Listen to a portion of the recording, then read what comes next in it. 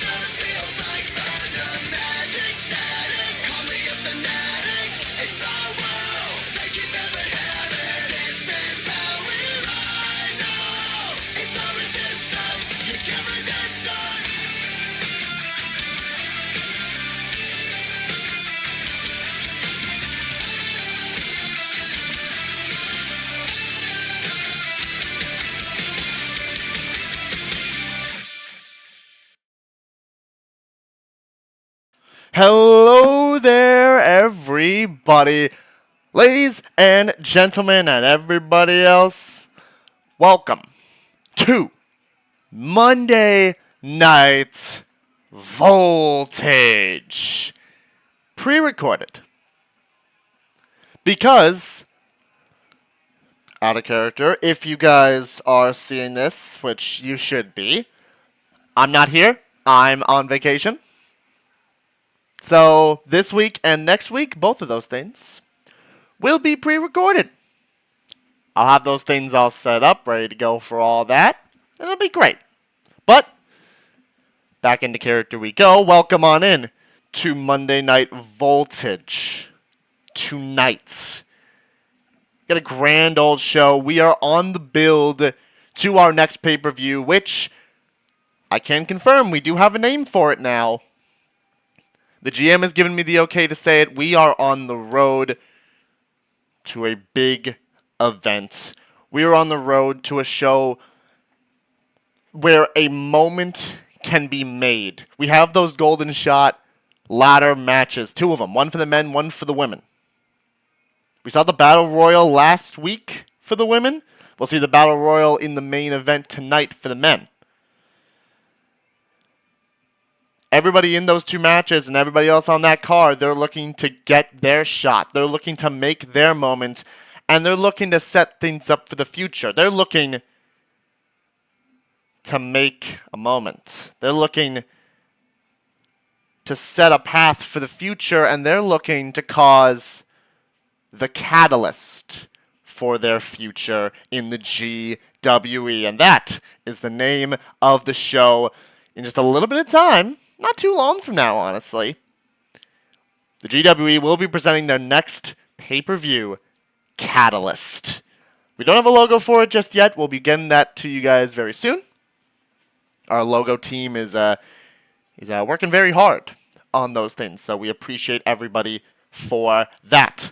But outside of the naming of the show, we've got a fun show for everyone tonight. We kick it off. We will be kicking it off the same way we kicked it off last week with our Beat the Clock Challenge. Obviously, considering the fact I'm on vacation, there's not going to be any polls, so I don't have to worry about that. But hope you guys are all excited for it. We saw Liu Kang go one-on-one with Tetsuya Naito last week in an incredible matchup. It saw Liu Kang pick up the victory with a time of 8 minutes and 15 seconds. Jacob, the world champion, is going to have a tough task. He has to beat that tonight in order to pick the stipulation for their championship match at Catalyst. Came off of a successful title defense against Joshua Bright. Can he keep the momentum going? We will all find out together. So, let's do that right now, shall we? Let's go ahead and turn up the voltage.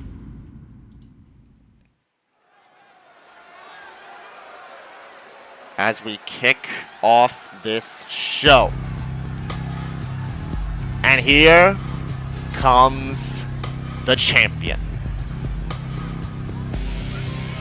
Your GWE World Heavyweight Champion, like I said earlier, coming off a successful title defense against the man who had his number. He countered back this time around, got the victory in Joshua Bright. Jacob looks to keep it all going tonight. We don't know what type of stipulation he wants. We don't know what type of stipulation Liu Kang will want. But that'll all be determined tonight. We'll see if Jacob can hold firm, can show why he is the champion, and get himself the stipulation for his championship match against the Mortal Kombat Realm champion in Liu Kang. Jacob. He brought the head of the ringmaster on a silver platter at Kingdom Come, became the champion in that matchup. Now, looks to continue onwards. Jacob, he's a very strong competitor, I'll tell you what. He's learning, he's improving every single chance he gets. And we like that, and he likes to show off what he is capable of doing. That's a champion that people can be proud of. Jacob is up for the fight tonight. Who is he going to have to take on?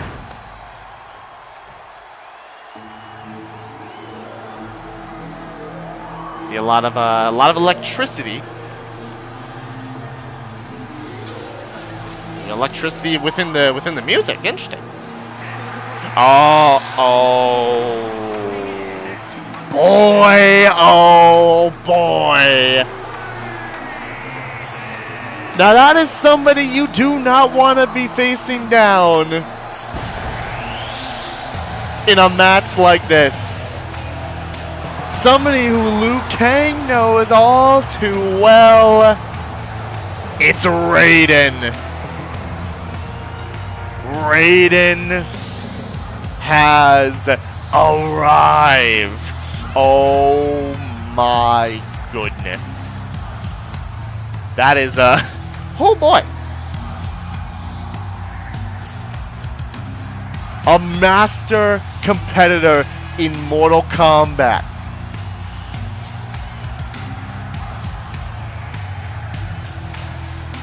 A lord in his own realm. Raiden, the protector of Earthrealm, is here.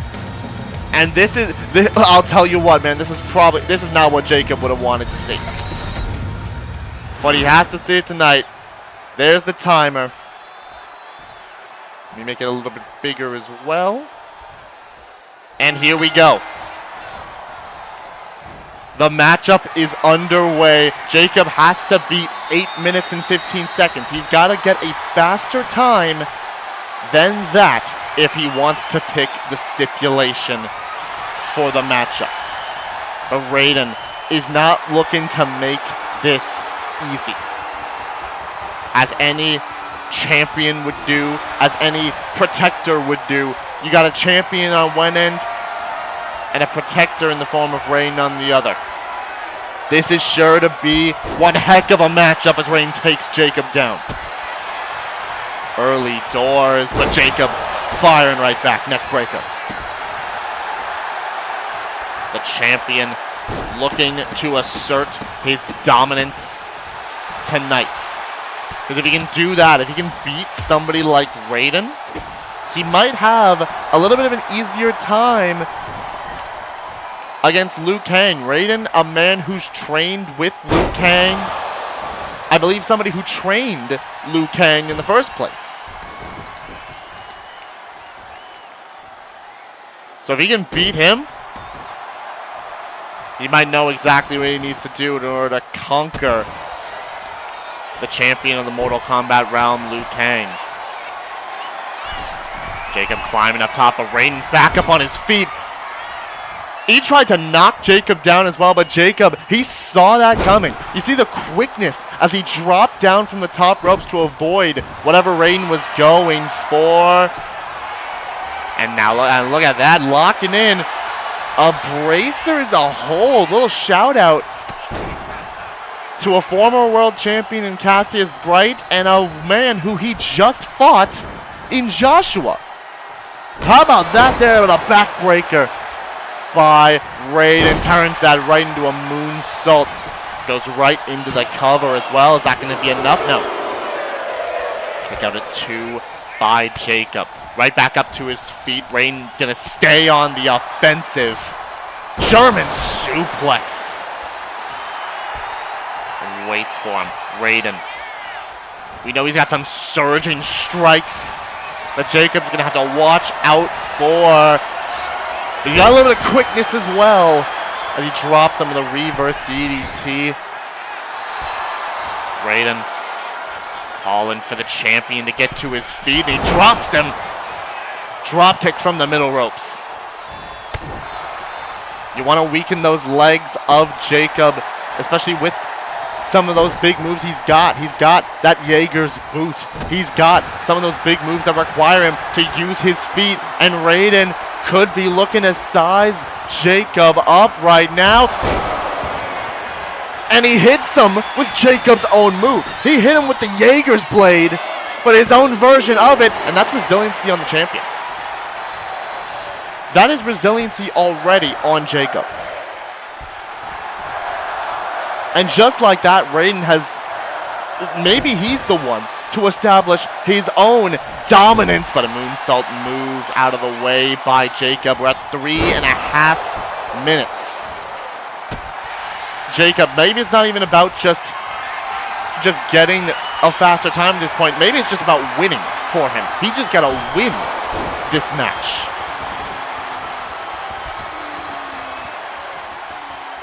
Because it could be a dangerous position if Jacob's unable to pick up the victory tonight.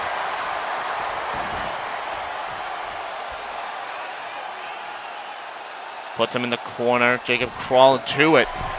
Up on the top ropes here. And he just pushed him off the top ropes into the outside.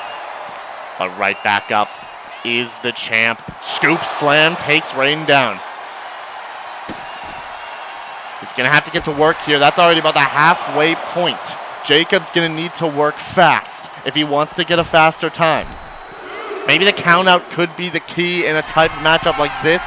But Jacob, he's a fighter. He's not going to go down like that. He's not going to lose or win via countout. And there's a knee right to the face. On the outside. Rain went kind of limp there off that knee as well, as Jacob knows he's got to act fast. Sends Raiden into the ring. Buying himself a little bit of time before going in for the attack and now going for the cover. Is that going to be enough to put Raiden down? No, not even a 2. Just a 1 count on that one. Dodged whatever he was going for here, but set him up in perfect position for the Demon's extract. Big moves being hit quickly in this fight, and that's resiliency on Raiden. Just like that is anybody's matchup. Elbow to the back, but Raiden popping up. Might be next finisher wins in this fight. Kick caught. Jacob went for the boot. Back and forth here from these two. German suplex. But his feet on the ropes. Bobby seeing that, called the rope break. And now calls for him to get up. Rain did build up a finisher. Could look to end it. Right now, hits him with it. Hits him with the clubbing blow into the cover on Jacob. No, he kicks out. But I want you to keep in mind the timer at the top. If Jacob wants to get the advantage, he's got to beat Raiden in 2 minutes. Goes to the corner after Raiden failed to connect with that elbow. Jacob sees the opportunity, turns Raiden around. Demon's extract. Is that going to be able to put Raiden away? Jacob to get the advantage. No. That might have been his best chance. That might have been his best chance to get the stipulation. But Raiden, with the wherewithal to kick out, Jacobs climbed up top. He's still got just a little bit more time, so he's going to have to go quick here. Off the ropes, headbutt delivered. He's got to stay on him at all times if he wants to even get a chance. He's got about a minute. About a minute to go. Boston Crab locked in on Raiden. Trying to cinch it back, but Raiden powers out. But Jacob out of the ring. These two now just fighting outside of the ring. Picked him up, and a scoop slam takes Jacob down. He doesn't have a whole lot of time left, but the signature of Raiden's been reversed. Signature reversed. Turns him around. Looks to set him up. Tegu Fang. The Tegu Fang hits. If Jacob can get him quickly into the ring, he might be able to put him away right now. but sets him up on the outside. Could be looking for the Demon's Extract out here. Lands it, but he's got to get him in the ring. He's got to get Raiden in the ring. Gets him back into the ring. He's got just a short period of time, about 10 seconds. Jacob quickly into the cover. Is he going to beat this thing on the buzzer beater? Cover. Got it.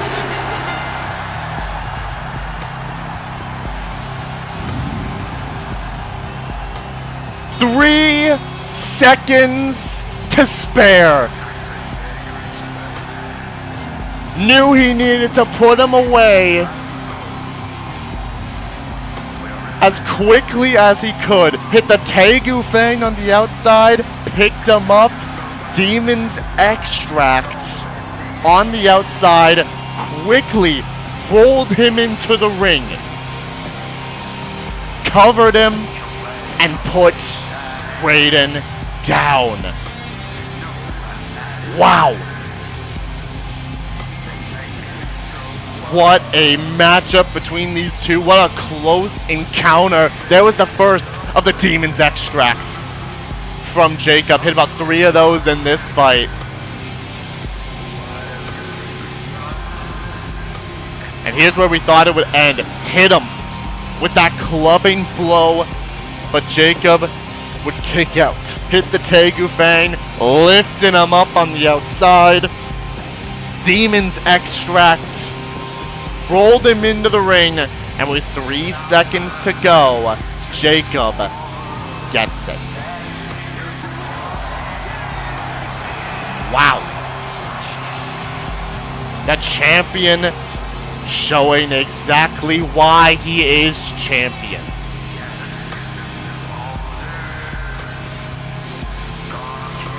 Jacob, congratulations to you. You've got the stipulation choice.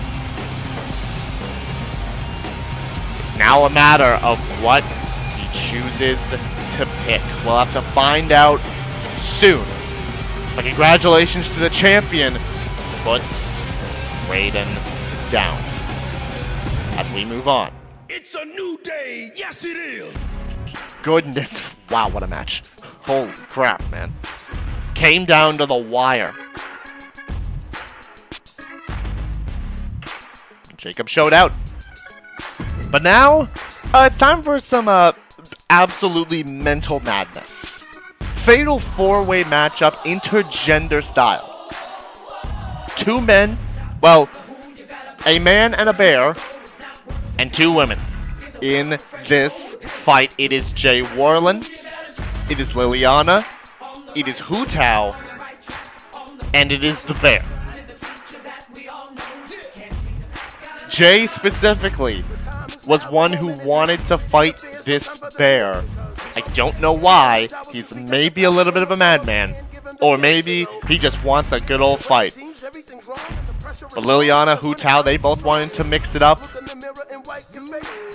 So now we throw them all together in this big fatal 4-way matchup to see who might just be able to pick up a big win tonight. Let's find out. Will it be Jay? Will it be Lilliana? Will it be Hu Tao? Or will it be the bear? As we turn up the voltage.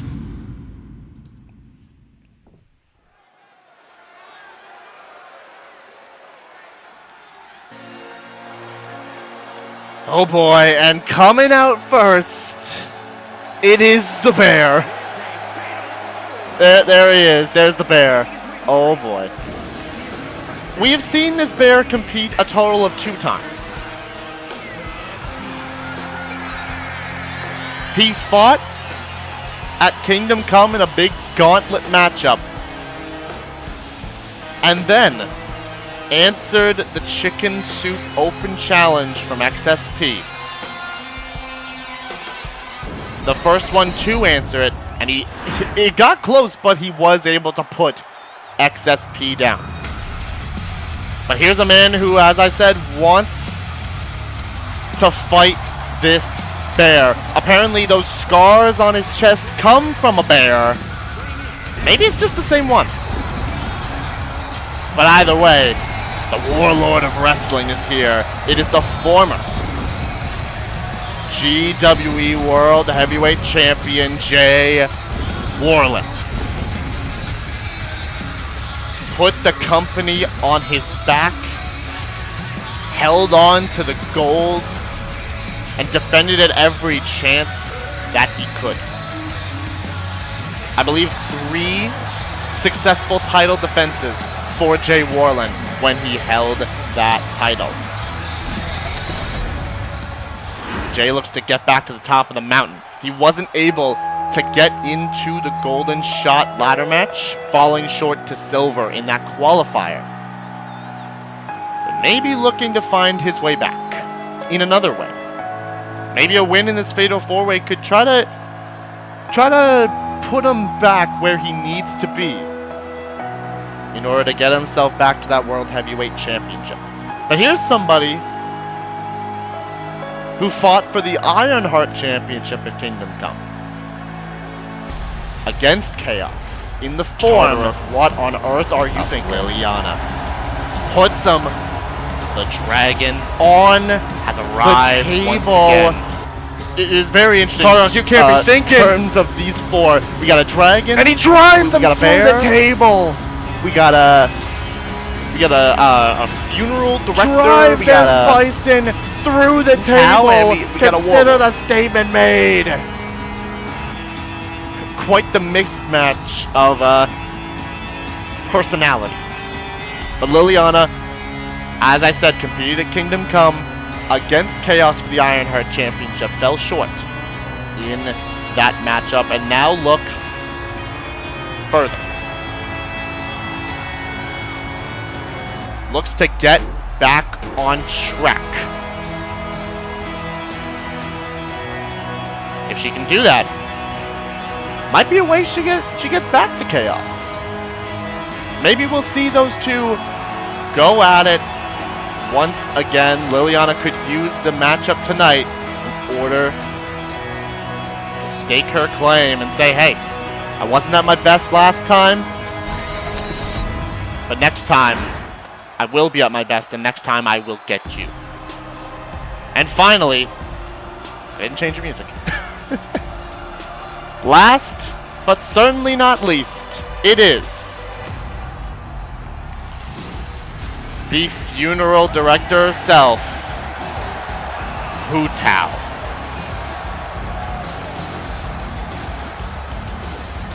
Hu Tao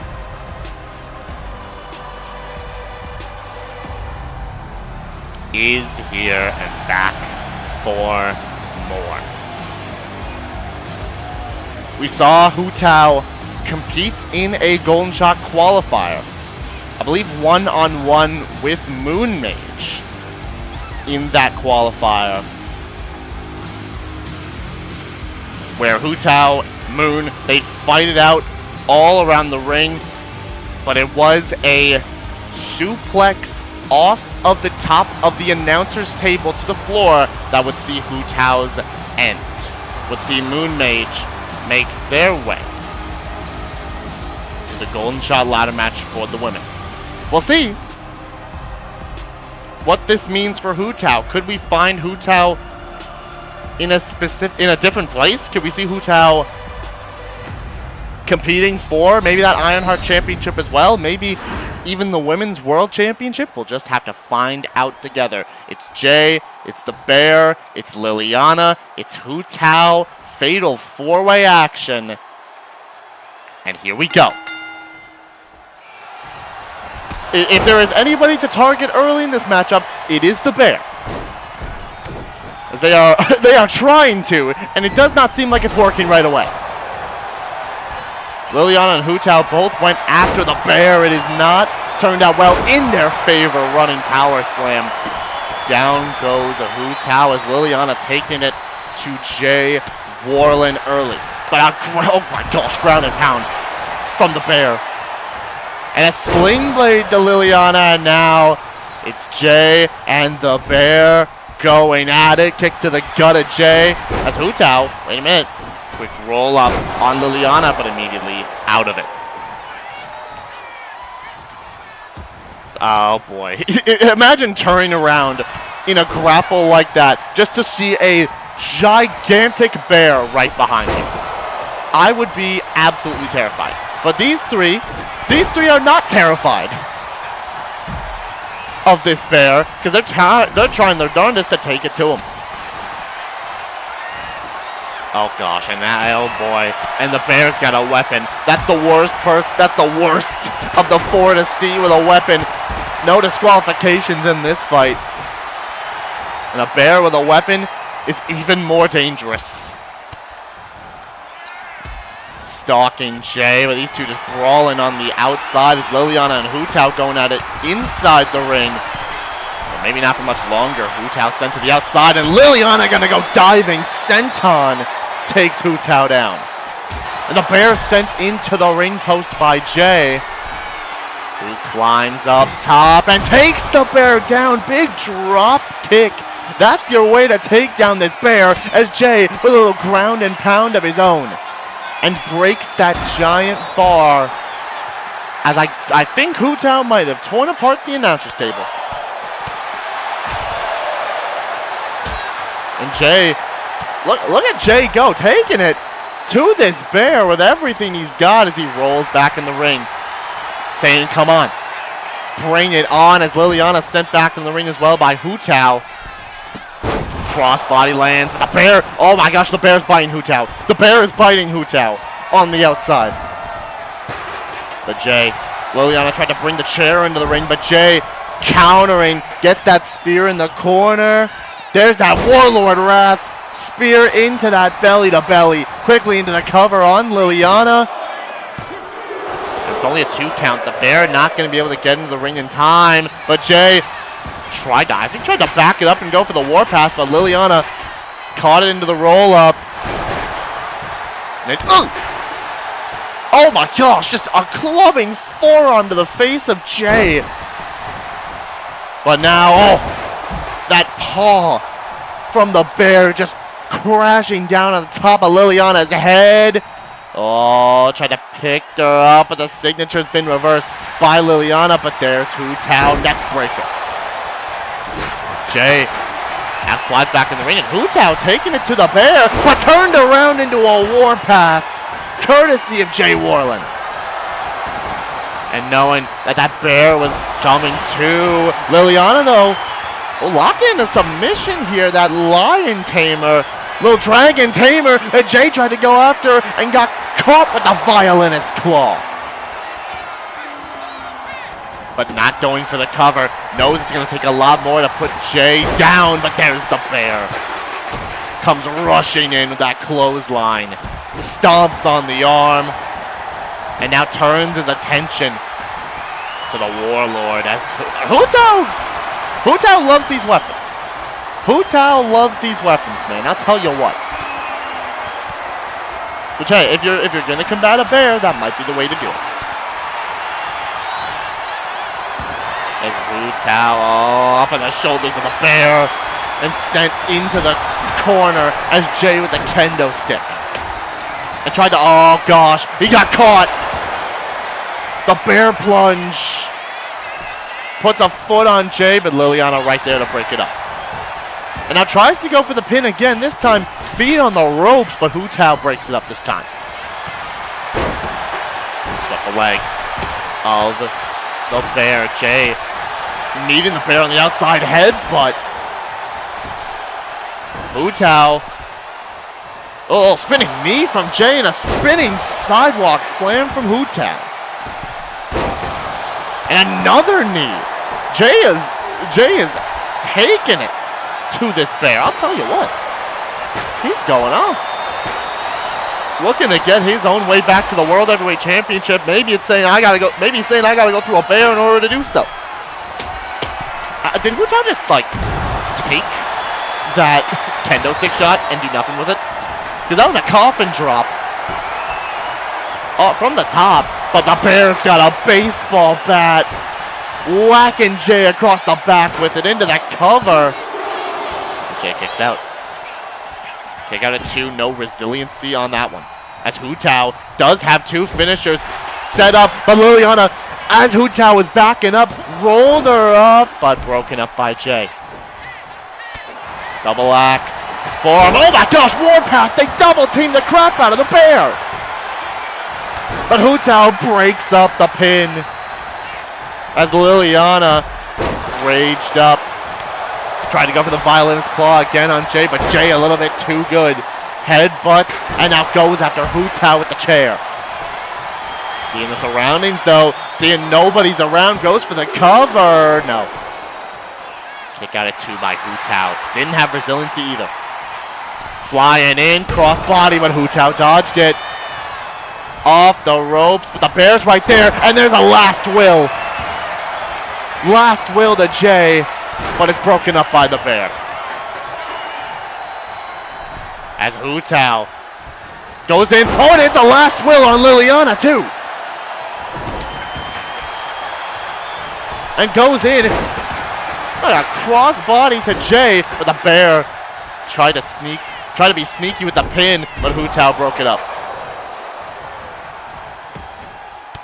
In trouble right now is both, I think Hu Tao and the bear, which I would not expect that, but the violinist claw in on Hu Tao, but Jay breaks it up. Broke it up before Hu Tao had to burn resiliency. Jay jumped over Hu Tao, so did Lilliana. Oh gosh, the bear raged up. Absolute chaos in this matchup as Jay dropping Lilliana like a TKO from Jay Warlen. Oh boy, but the bear's left alone in the ring with Lilliana. Hits her with the baseball bat into the cover off of it. Still not resiliency. Still not resiliency. Lilliana kicks out, and now Hu Tao trying to roll up the bear into the cover. Only a 1? You serious? Oh, but Lilliana caught Jay with that dragon's claw. Oh no, and caught the bear plunge. And there's Hu Tao right in. Wasn't going to be able to break it up in time. Lilliana didn't have resiliency, but kicked out anyways of the bear plunge as Hu Tao surveys the scene. Baseball bat shots. Whacking Lilliana with that bat. But turn around as the, oh my gosh, the bear has a sledgehammer? A sledgehammer? Oh, and right to Hu Tao's back, and then to the gut. This is absolutely mental right now, dude. Oh my gosh. As Jay's brought the steps into the ring. Oh my, I swear, if that was a warpath, that would have been insane. But no, didn't have it built up just yet. Oh, what a clothesline. What a clothesline, and a spear off the ropes from Jay. But there's the bear. But there's Hu Tao as well, who jumped back up. Tried to run at the bear. Jay's right there, though. Greatest weapon. But broken up by the bear. Sent into the ring, into the corner. Lilliana's in the ring now. Puts Jay in the Tree of Woe position. And gets caught with a sledgehammer. Courtesy of Lilliana. Trying to chop away at this bear.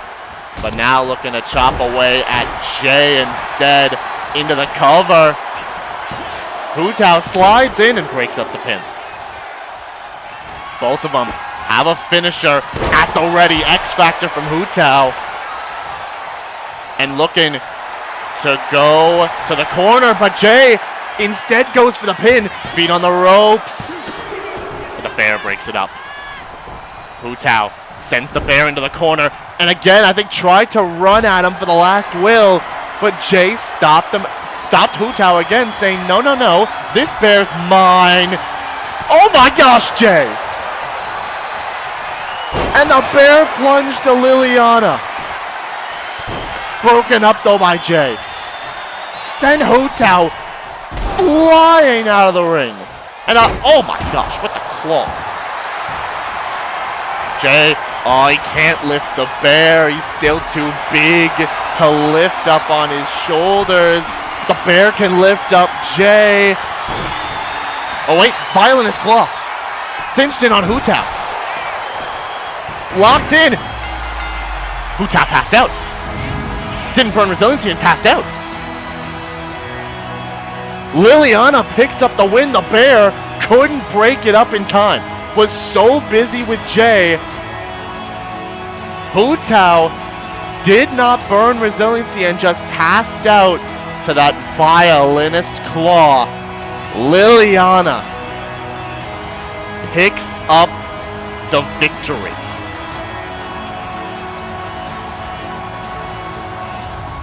I'm telling you, Lilliana, a little bit of a new resurgence for her after her matchup against Chaos.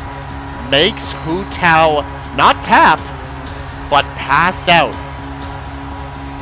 Maybe couldn't burn resiliency because she was already fading out.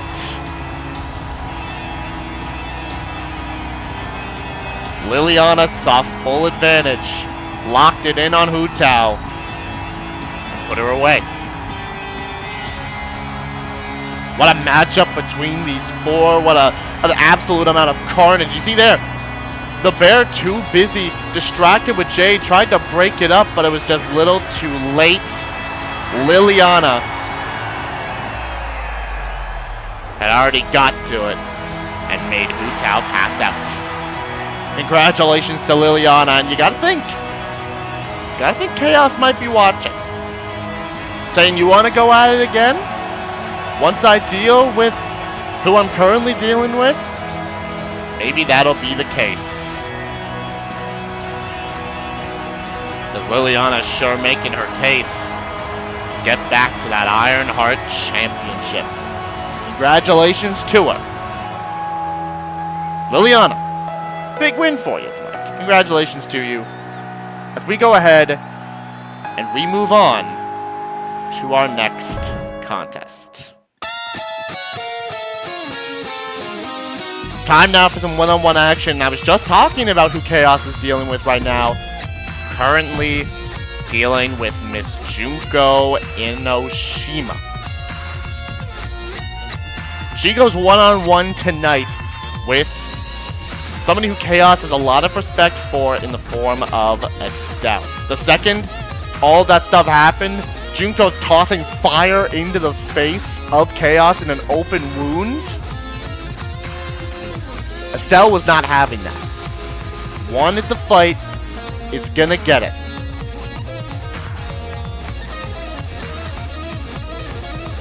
We saw the shenanigans as well with Chaos, who fought against Mukuro last week.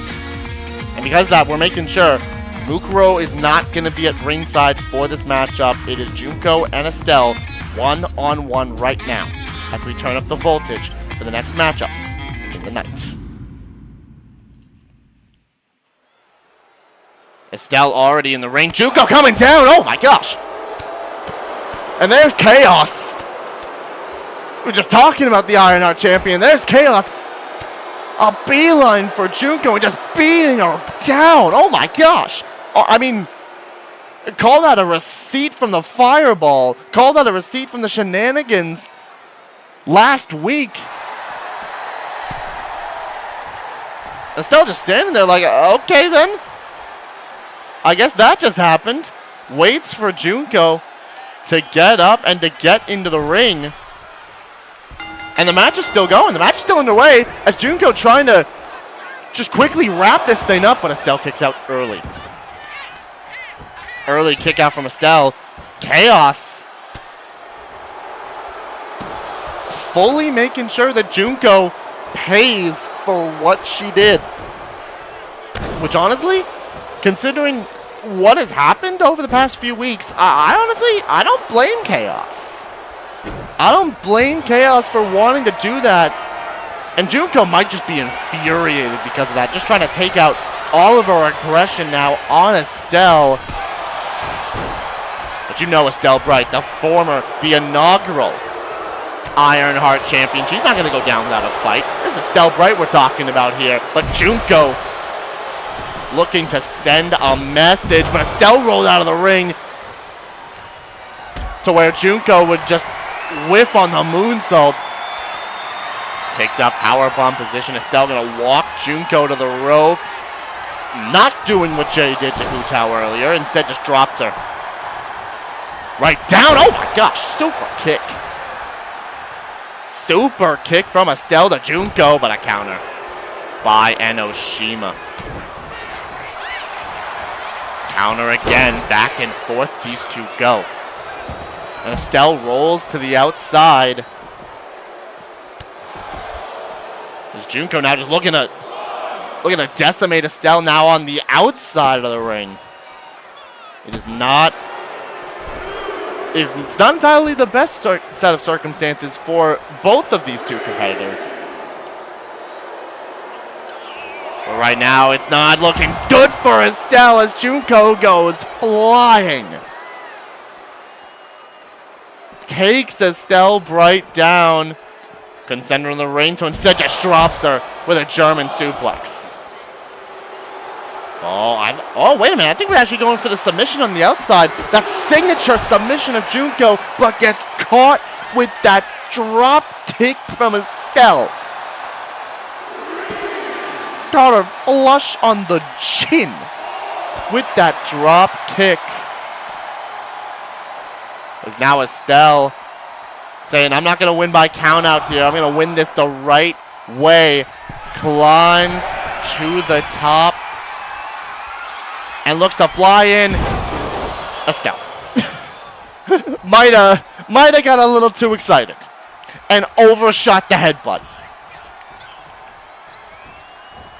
Overshot the headbutt, but still has Junko where she wants her, but the finisher reversed by Junko. And that might have just given her exactly the moment she needed. Sets up, despair, bombshell. Plants it on Estelle. She's not going for the pin. Junko's not going for the pin. She's looking to set. No way. She's trying to send a message in the cheekiest way possible. Tried to roll up Estelle, and she didn't even burn resiliency. That's the resilience of Estelle, bright, and now trying to roll up Junko instead. Quickly into the cover. Kick out. Just before two by Junko, who steps back into the ring. But Estelle gets over that right hand, and now having a little fun with the crowd. Punch right to the face. And an elbow drop right afterwards, and Estelle's all over Enoshima. Stomp on the gut. Estelle is all fired up.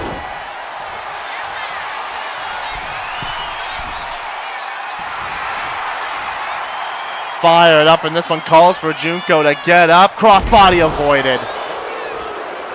Avoided by Junko, but Estelle's not done.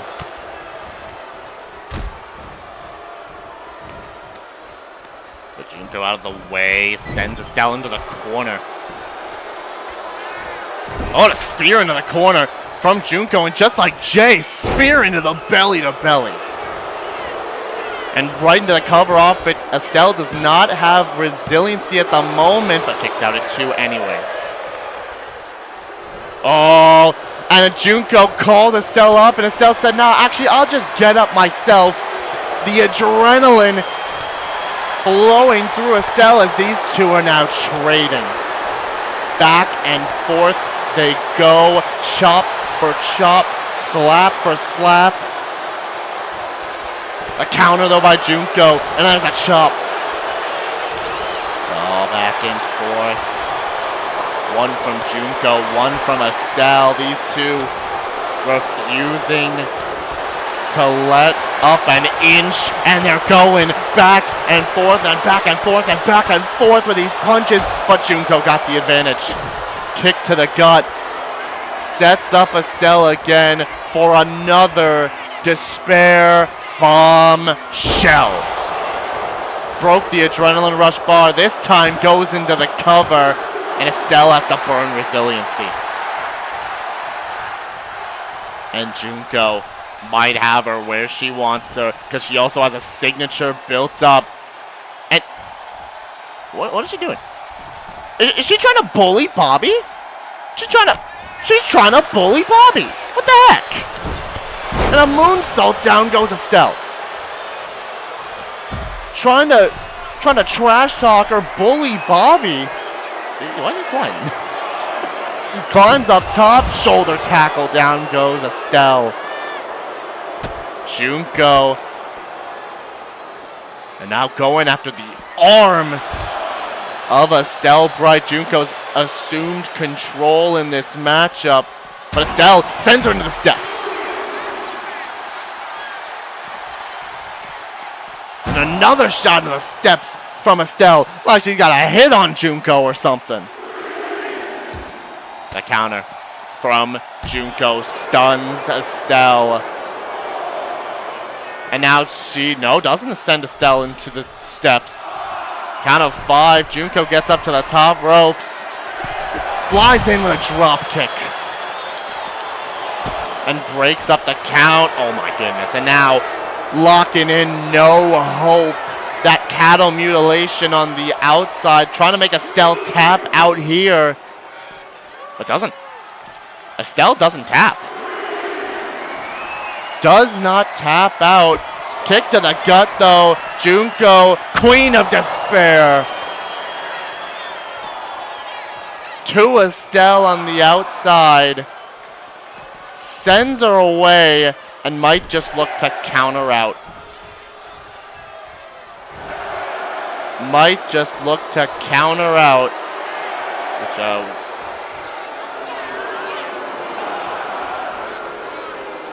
might just look to do so. Oh, I haven't gotten it. And Junko counts Estelle out.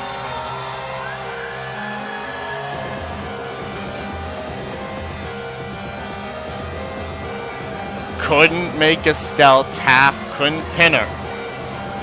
So instead just sends a different message.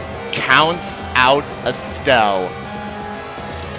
Couldn't get back in the ring in time. And there was that despair bombshell from Junko. Tried to roll Estelle up afterwards, but she didn't burn resiliency afterwards. Junko sending the message. You can't win by countout though to get the championship from Chaos, but Junko saying doesn't matter if it's a countout, if it's a pin, or if it's a submission. I will end you. I will send that message. I will fill you with despair, and I will take your title. Forced Estelle to burn resiliency, and then saw the count, would hit the Queen of Despair on the outside, and would wait, and Estelle would be counted out by Junko. And look at her. Might just be loving that.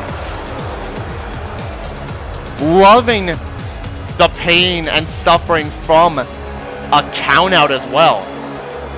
Trying to get in the mind of Chaos.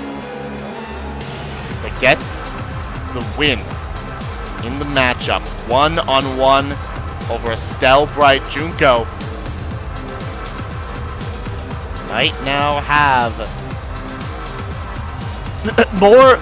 even more ire from Chaos. Even after that, as we go ahead and we move on to the next matchup of the night.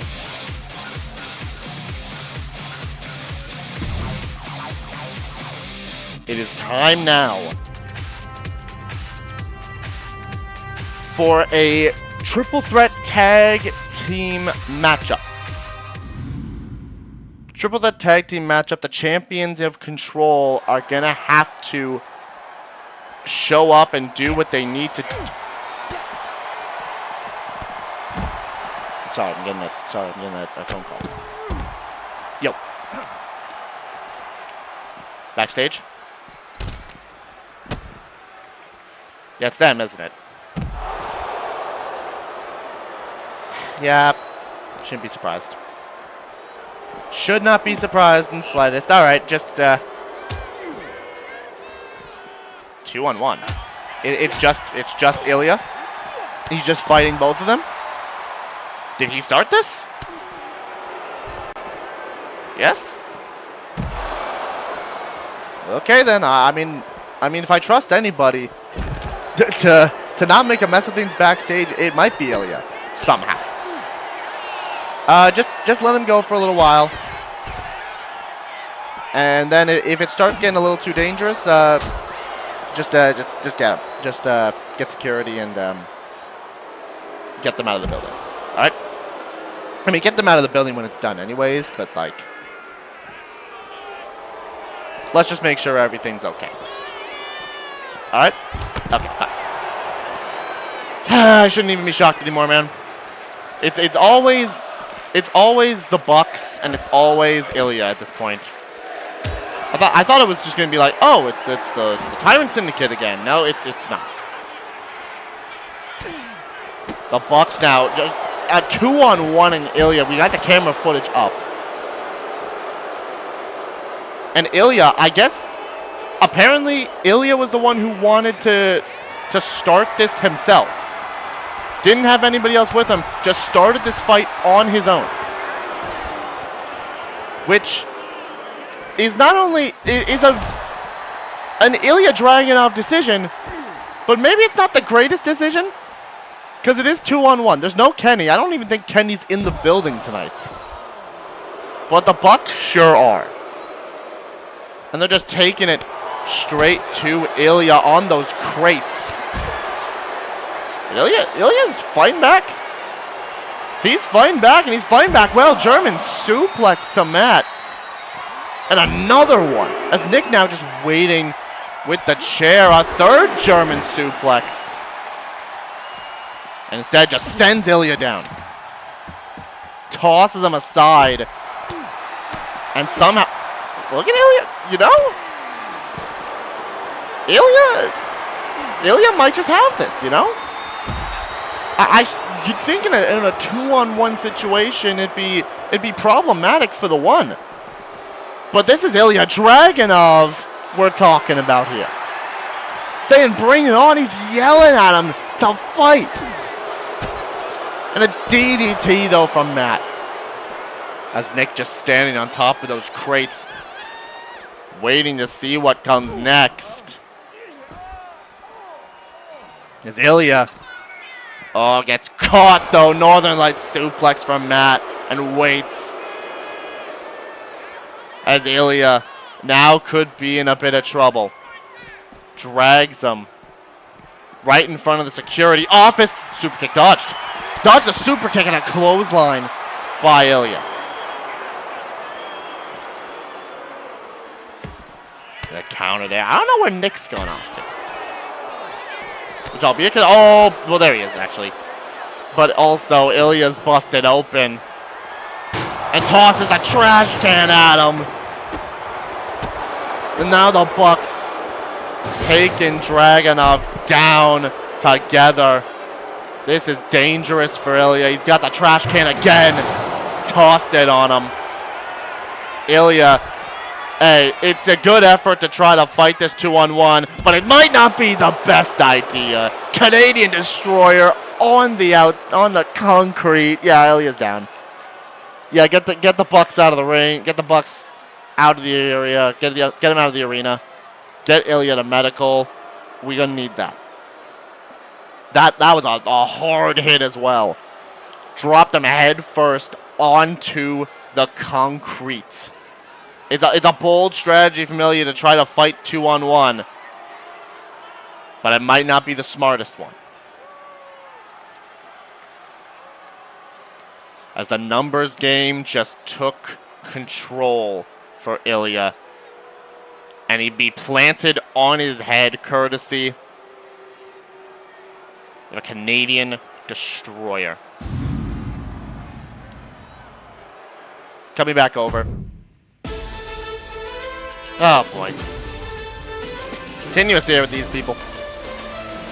There's gonna have to be a way to solve this, and I think we might all know what it's gonna have to lead to. Catalyst is right around the corner. I think that Ilya and Kenny and the Bucks are going to have to solve their issues with each other. We'll have to see what happens, but right now it's time for the tag team matchup. You get a pinfall. It's one fall in this matchup. You pin the champions or you win the match. You'll get a tag team championship opportunity. It's Pretty Lethal who were robbed of their titles in a very controversial way by the champions in Control, and it's a mystery team as well. We don't know who this third team is, but we will all find out together. So, without further ado, let's go ahead and get this thing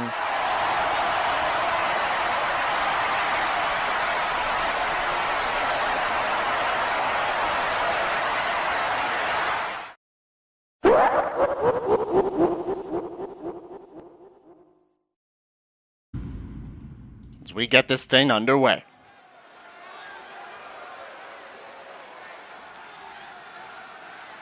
Triple threat tag team action.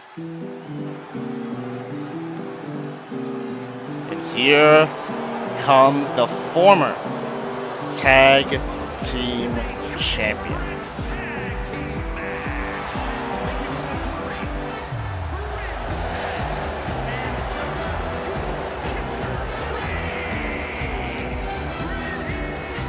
Yuffie and Yor, they were robbed of their tag team titles.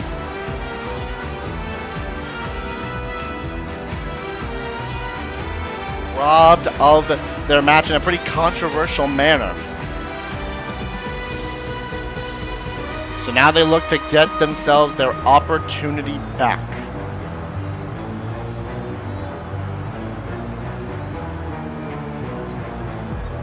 Can they do it tonight? They either have to pin the champions or pin the mystery team to get their shot back.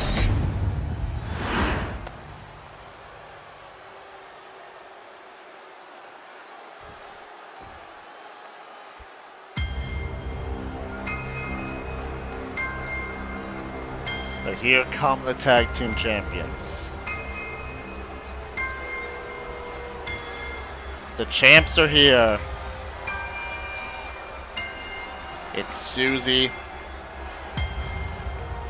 And it's Android 18 of Control. They brought the titles back to Control.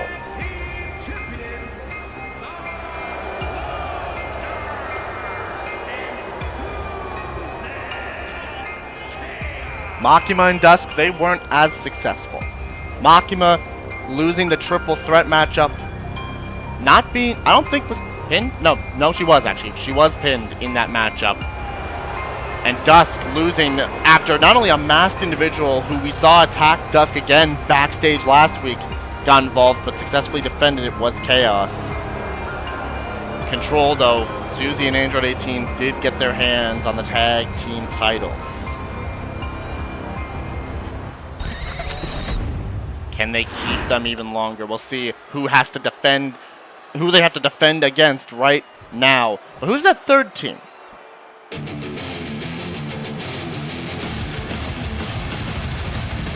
Oh. Oh, I recognize that theme. Oh, snap. I heard rumors that these two would be showing up at some point in the GWE. It's Puns and Roses. It's Ruby and it's Yang.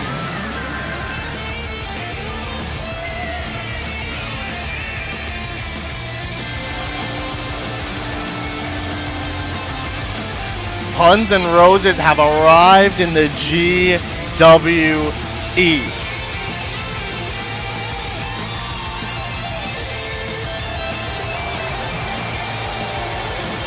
Can they rocket themselves in their first match to a tag team title opportunity?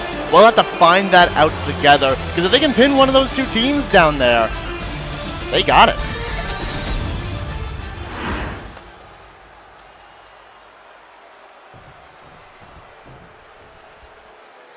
It's Puns and Roses. It's pretty lethal and it's control. Tag team matchup. Here we go. Dang, Ruby straight away with a little kick to the side of the head of Yor. And now, right now, we're seeing Yuffie and Ruby go at it. Yor and Android 18, Susie and Yang. Taking it to one another in this matchup against one fall, pinfall, or submission.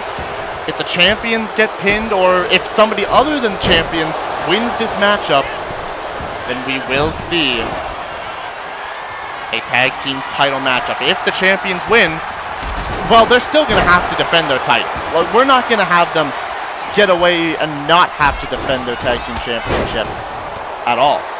They will defend them. They will just get the chance to pick their opponents.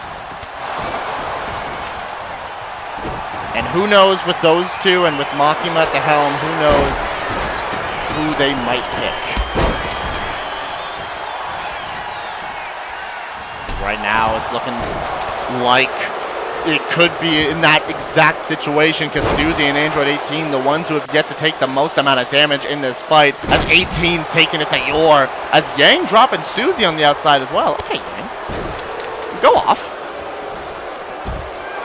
Nobody built up a finisher or a signature just yet in this matchup. But right now, there's one member of each team in the ring. Broken up that pinfall was Yor. Hurricane Run-Up lands on 18. And now, it's just Ruby and it's Yor set up. Little roll-up in the ring here. Okay. Oh, never mind. I thought Android 18 broke it up. No, just a straight kick out. As Yang had the chair but gets it kicked away and Yor slams Yang down and goes right after Android 18 as Yuffie just taking it to Susie on the outside. And Ruby going to join them. One team member outside of the ring, one team member inside of the ring for all parties. Oh my gosh. Kick to the side of the head though from 18. And Susie's right there to go into the cover, trying to run interference, but Yang kicks out. Yang kicks out at 1. Gonna take a lot more than that to put down Puns and Roses. Looking to make a big impact in their first matchup in the GWE as Yor gets clotheslined by Ruby. Yuffie takes it to 18, stuns her, but now has to contend with, they just synchronized rage. Both of them raged up at literally the exact same time. That is tag team work right there from Puns and Roses. Double foot stomp avoided. Yuffie going after Yang, hits that kunai, but 18's right there, dropped with that barrier breaker. That death row. And goes in the cover on Yang as Susie tosses Yuffie and Yang kicks out. Didn't have resiliency. Didn't need it. Oh, tried to go for the end of this Android assault. Susie there though, looking for that axe kick. Right to Yor, and Yuffie ran into a sit-out power bomb from Susie, and Control's dominating right now in this matchup. Oh no, endless Android assault to Ruby, but a glam slam to Susie. It's broken up by Yuffie, by Yor, sorry, but it also took out the ref. The referee down as well. Bobby is down. It's Android 18 with a tornado DDT. No pins, no submissions can happen at this point in time with the referee being down. So it's just all out bedlam, all out chaos in this match. Baseball bat from Yang. 1-18 tried to go to Yuffie as well, but not to be. But there's a Dragon's Boot. And Yor right in there. Red Room Rush. Right to Susie. But right there is actually Ruby. Never mind. Ruby actually slid into the ring to break that one up. Oh, kick to the side. I think the kick actually might have hit Susie. But a chair shot right to Yang, just tossed it at her. Oh, Yuffie quickly into a roll-up, broken up by both of Control. Susie did in fact rage up as Android 18. Oh no, there's the Dragon's Boot to Yor. Takes out Ruby. No one's there and Yor doesn't have resiliency. Cover. Yor kicked out though. Yor kicks out at 2. But there's Yang. Trying to take it to Susie and now has to deal with both of them. Roll up though by Ruby. Broken. Just kicked out of though. Susie picks up Yang. Drops it right on the center. But Ruby, oh, up goes 18. And down goes 18. And look at Yang. Drops Susie, but it's broken up by Yuffie. Tossed away, but there's that Assassin's Embrace. Yang, not anywhere near, but doesn't actually, Ruby doesn't even burn resiliency off of that one. But Yang, oh my gosh, what a kick! What a kick landing directly onto Yuffie. And she burns resiliency. She burns resiliency because of the referee's down. Kick from Susie. The ref is down again. Yuffie, the only one that's burned resiliency. I think Yor used Adrenaline Rush. But there's Ruby. Double foot stomp to 18. Yuffie. Kunai to Yang. And Yang's getting back up now. Oh, but the pin broken up by both 18 and Ruby. And 18 has a sledgehammer. And now it's just Control who's up, standing, but everybody else starting to come to now. Get to the side of the head. Oh, look at Yang! Oh my gosh! There's the Wu-Tai Whirlwind though to Ruby. Quickly into the cover on Yor, but immediately kicked out of it. Immediately kicked out at 1. Off that kick to the head from Yang. And Susie with a ground and pound to Ruby. Look at this double team. Tried to double team on 18. But that clothesline down she goes. Cover. Broken up by Yor. Uppercut. Susie waiting for Yor. Up and down goes Ruby. But Yang and Yuffie now going at it. Yuffie's got 2 finishers. He uses one of them. There's that Wu-Tai Whirlwind, but it's broken up by both of Control. And now they both have finishers. Yang is a sitting duck, but Ruby slides into the ring to steel chair. Susie dropping Yuffie, but there's Ruby with the chair. Ruby's swinging away with that chair on everybody. Tried to go for Yuffie, kicked away. Double team, no. I think tried to go for the signature or a finisher. But Yang actually kind of helped there. Didn't get the finisher off, or the signature, but stunned Yuffie as well. Up on the shoulders. Ruby's climbed up top. Flies in, trying to take out 18, but Yang does it instead. With that steel chair. Yor might have just taken that steel chair like a champion. Oh, but the sledgehammer in the hands, and now it's just pretty lethal. And Puns and Roses, Wu-Tai Whirlwind lands. But there's the Endless Android Assault, and Control stepped back into the ring. But broken up. But Susie, just a little bit too late, dropped Ruby into the cover. Yor breaks it up. They're trying whatever they can to make sure that the champions can't win this, but there's that Dragon's Boot. And a sledgehammer as well. But Ruby's there to break it up. Neck breaker to Yuffie. Oh no, tried to go for that move. That barrier breaker, but Ruby caught it, lands a Hurricane Rana. Susie and Yor on the outside now. Oh, they're rushing around. Susie helping out her tag partner, drops Ruby. And now it's Yuffie and Yang on one end and everybody else in that other corner. Dragon suplex, down goes Yor. And oh my gosh, the hype from Yuffie taking out Yang there. And a clothesline from Yuffie, taking out one half of the tag team champions. The other half starting to rush around to the other side. Takes it to Yuffie, a couple kicks and a Hurricane Rana. And Ruby takes out Susie with a Hurricane Rana. And right now, Ruby waiting. It's all puns and roses at this current point. But a kendo stick to Yuffie. And a forearm to Yang. And then an elbow from Susie to Yor. Kendo sticks in both hands of Android 18 and Ruby. But Android 18 got theirs.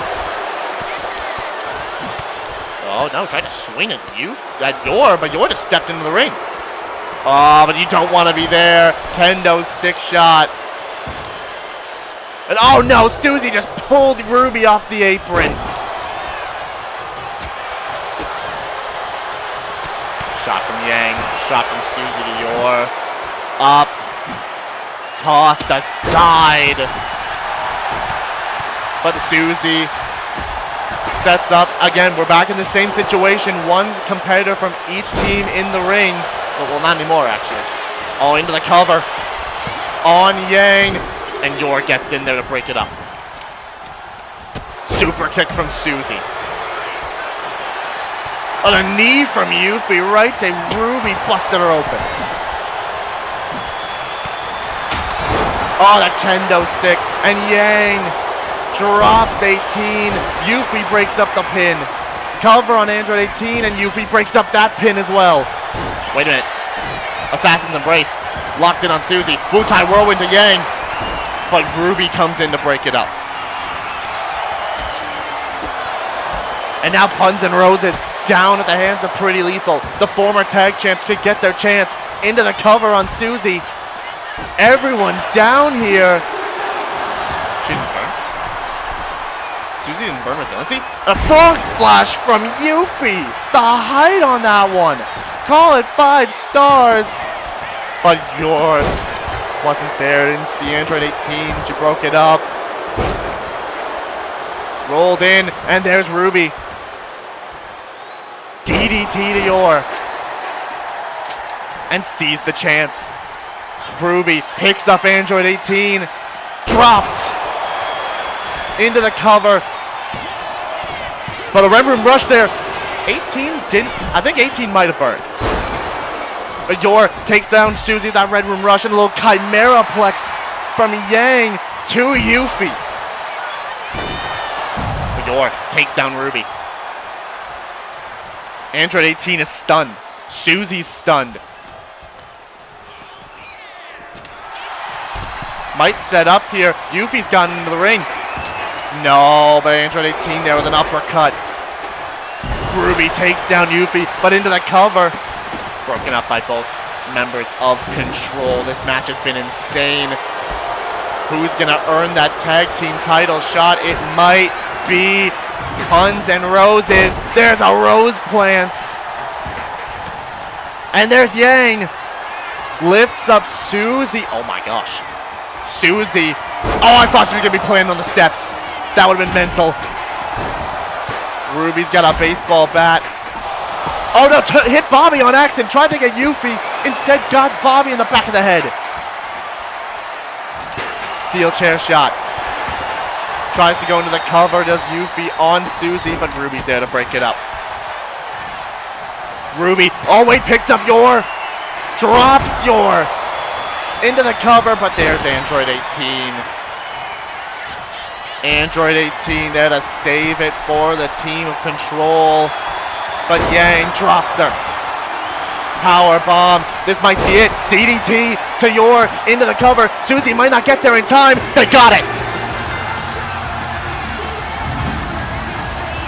Pretty Lethal don't get the chance, but Puns and Roses sure do. And they've just pinned one half of the tag team champions. Talk about a statement for Ruby and Yang as they pin Android 18. Susie couldn't get in time. And after already burning resiliency, it was curtains for Android 18. There was that Assassin's Embrace on Susie. Wu-Tai Whirlwind tried to stop it, but just forgot about Ruby for a second. Then a Glam Slam lands on Susie. And right here, picked up, dropped from Ruby. And took your down, everyone else down. Susie slid into the ring, but was too late. Huns and Roses. Talk about a moment. Talk about a way to make an impact here in the GWE. Right away, they've got themselves a guaranteed tag team championship match.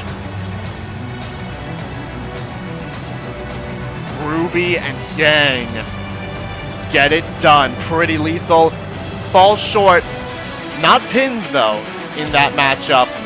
And Control, that's the team you're going to be looking at for your first tag team title defense.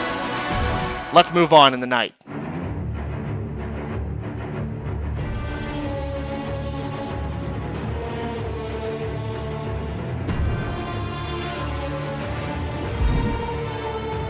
We get ourselves ready to go, and I will be right back. Alright, and I am back. And unfortunately, as I was coming back, I had gotten the news that Bron Breakker and Iroh were attacked backstage. They were left in a mess. I don't know what happened. I don't know who did it. We don't know who did it. But this is the second time now that we've had an Intercontinental Championship #1 Contenders match, and something has stopped it from happening. I don't know what is going on, but we are going to have to figure this out. We're going to have to figure out who in the world is doing this, because we still don't know who, and we still need to figure out a challenger for Will Ospreay.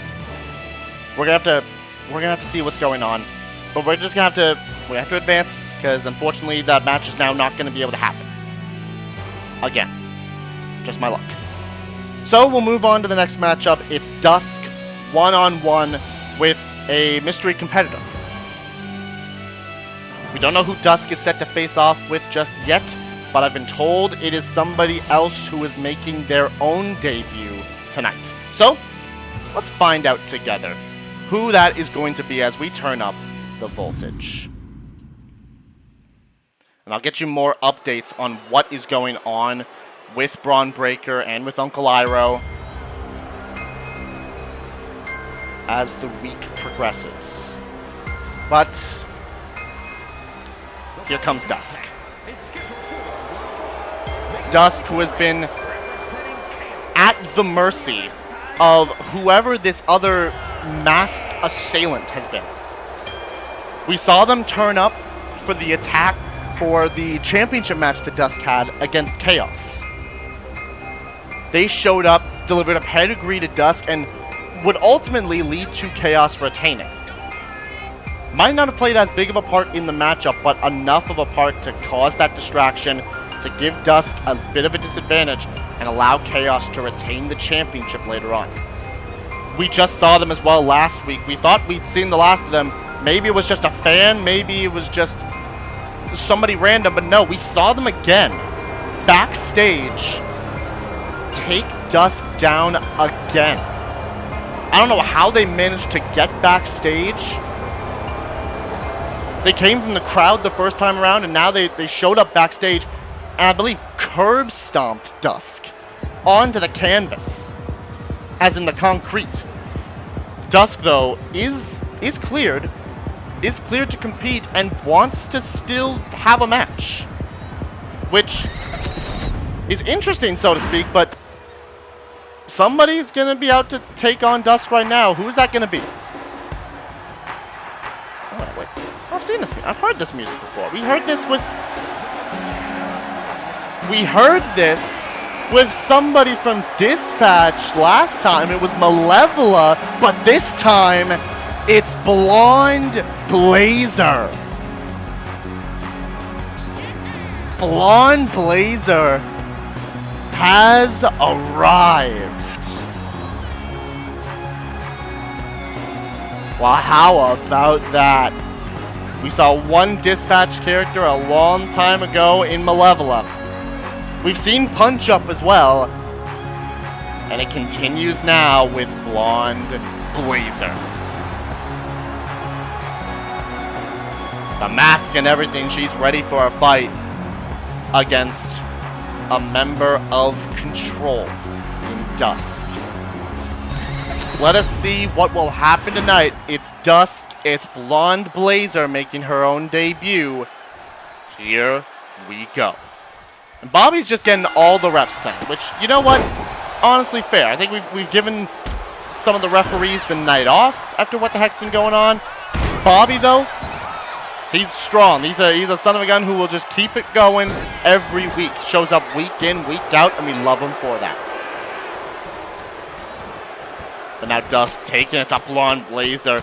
Those punches right to the side of the head. You gotta think that Dusk might not have their eyes fully focused on Blonde Blazer. You might be thinking they might have eyes in the back of their head. They might need to be worried about this, again, this mystery assailant.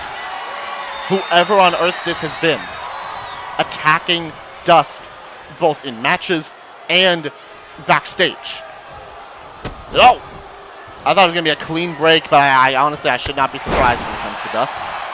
Oh, dang! Standing shooting star, though, from Blonde Blazer. We know she's got power, and we know she's got athleticism, a superhero in her own right. She knows exactly how to fight. And there's a knee and a clothesline. Delivered to Dusk, and now might be looking to go a little high flying. Does so. Kick to the side of the head of Dusk. Quickly into the cover. But Dusk survives. Kicks out at 2. Oh, now trying to trapping Dusk here. Grabs the arms of Dusk and pulling back as well. Okay, Blonde Blazer. All right. Calling for Dusk to get back up, but a counter. Counter from Dusk. Now trying to quickly go in for a roll-up onto Blazer. The kick out.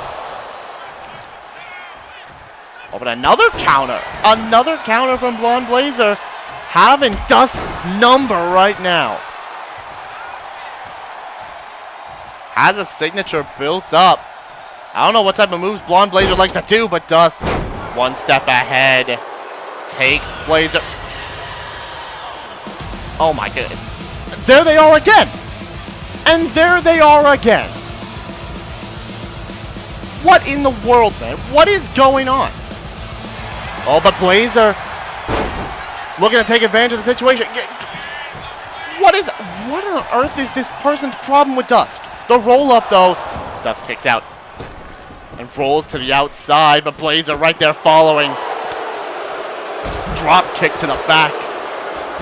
A senton dodge from Blonde Blazer. I don't know what has been going on here with whoever that is underneath that mask. But they just have this obsession with making sure that Dusk is not successful. Which, hey, honestly, since joining Control, I don't know if I can blame them.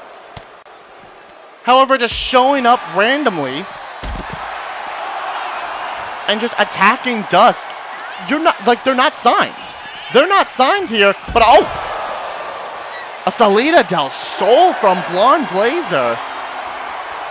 Right to Dusk, up, and a little stun dog millionaire. And we're just gonna go ahead and a little divine intervention. And back out we go. Perfect. Blazer not wanting to let this end by countout. Wants to send a message to Dusk. Sent back into the ring. Has another finisher and pulling up that glove. Looking to fly in. Elbow, no. Avoided by Dusk. Gets back in, no. Countered. Back elbow from Dusk. right to the head of Blonde Blazer. Oh, swept the leg. Grabbed the ankle and swept the leg of Dusk. Back up.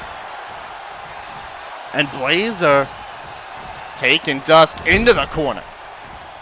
I don't know what type of moves Blonde Blazer has, but sends Dusk down with a slam. Goes up top. And Blazer looking to call Dusk up here. Flying, no, turns around. Flying in, trying to go for a whisper in the wind. That nearly connected on Dusk, but Dusk just able to get out of the way. Oh, the counter. Kick to the gut. And Dusk sets up. Hits Ghost Rule. On Blonde Blazer. Cover. But Blazer kicks out at 2. Didn't have resiliency, and Blonde Blazer kicks out anyways. And Dusk. No! Slam Blazer's head into the mat.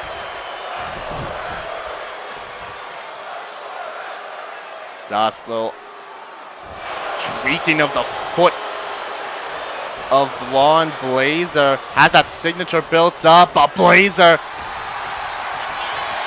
took that chop and responded with a chop of her own. Calls for Dusk to get up after raging up. Chops, right hands. Calls for it.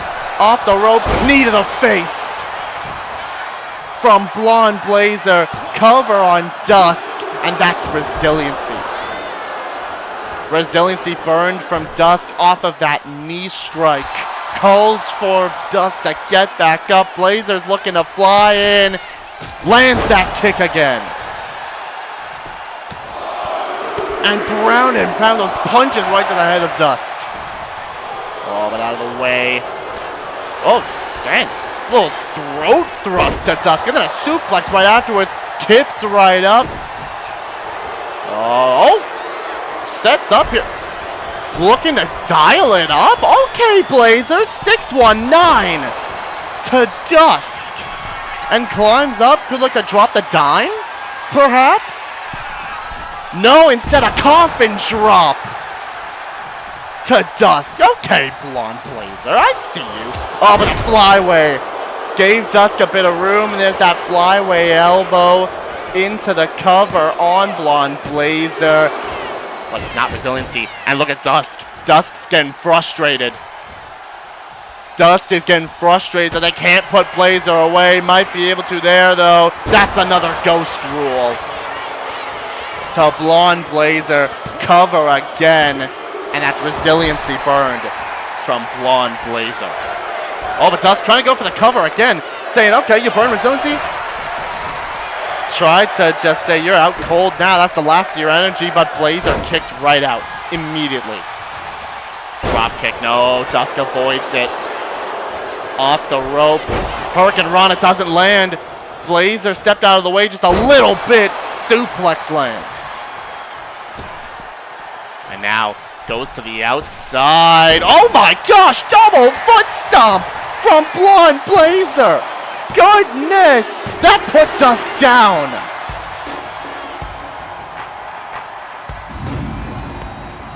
Double foot stomp from Blonde Blazer. Holy moly, dude. Crushed the ribs, and Blonde Blazer gets the win.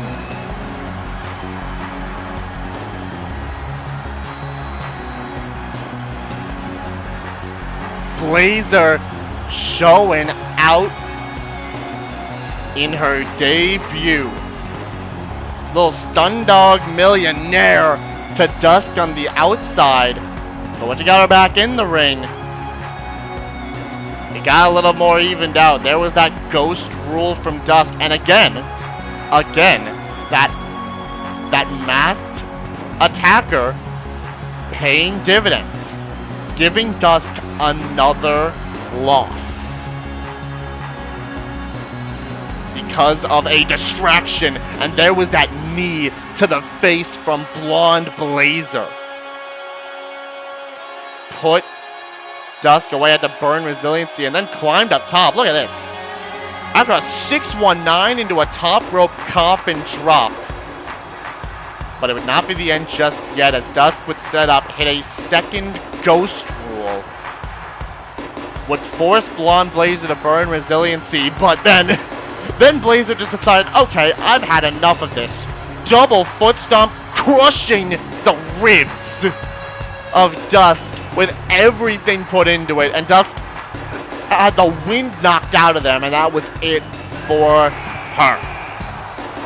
A win for Blonde Blazer. And our masked attacker gets another laugh at Dusk. But congratulations goes to Blonde Blazer. A win for her. We'll see what that entails for Blonde Blazer in the future. Could be a great opportunity. Congratulations there as we move on. And now, we saw one half of the tag team champions go at it last week. We'll see the other this week. It's Tartaros, 1-on-1 with M. Bison. We saw Akihiko and Bowser last week. It was something, I'll tell you that. I will tell you that. But now, it's Tartaros gets a crack at M. Bison. I thought we were going to have all of Statement out there as well, but, I mean, considering Braun Breaker's not going to be out there, maybe it's not going to be all Statement. We saw Tartaros come out in support of Akihiko. We saw Braun even show up in support of Akihiko last week. But we'll see what happens tonight as we go ahead and turn up the voltage.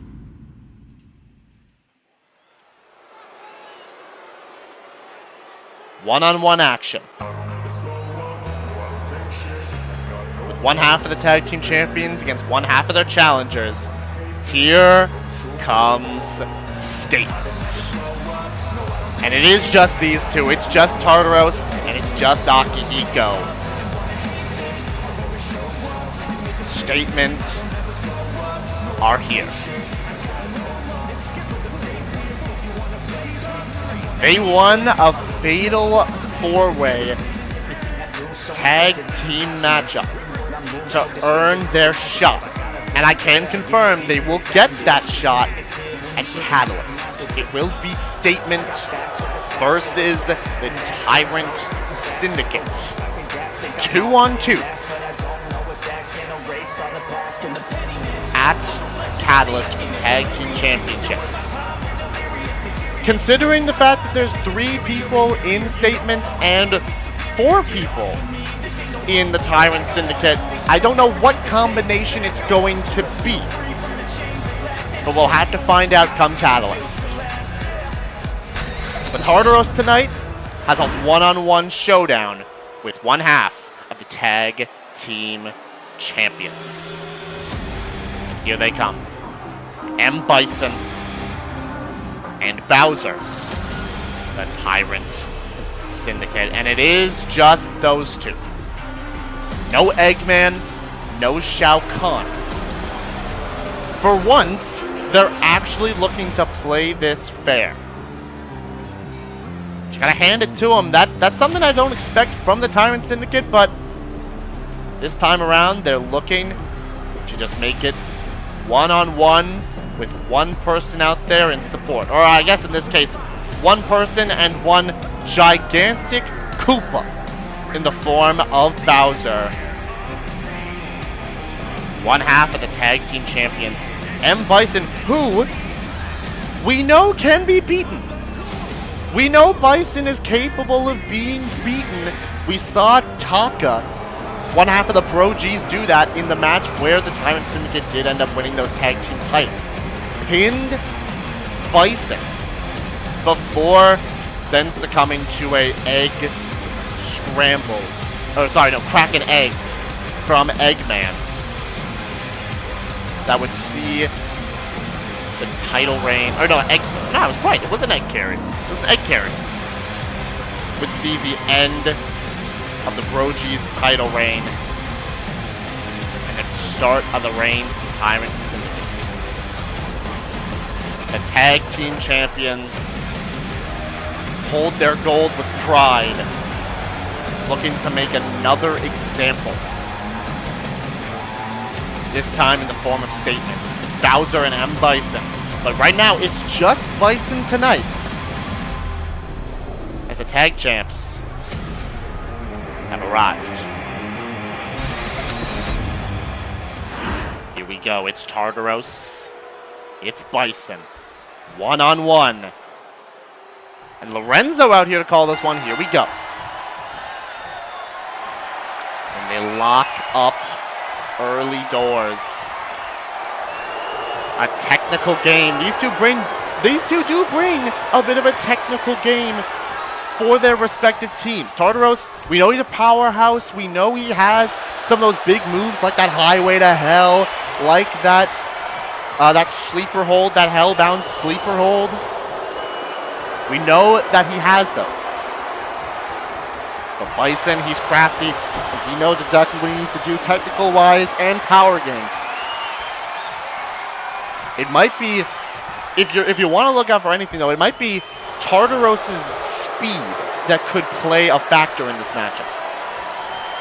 Bison, we know, doesn't have as much speed as the member of Statement, but you also got to worry about power, and you got to worry about submissions, because there's a torture rack in.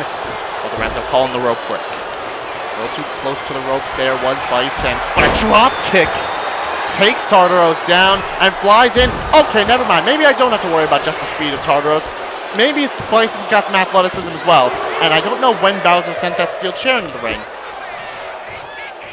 But sure was brought in. There's a drop kick, and Lorenzo going to take care of that steel chair. Out the ring it goes. Grab at the arm of Tartaros and Bison. Looking to dissect this man.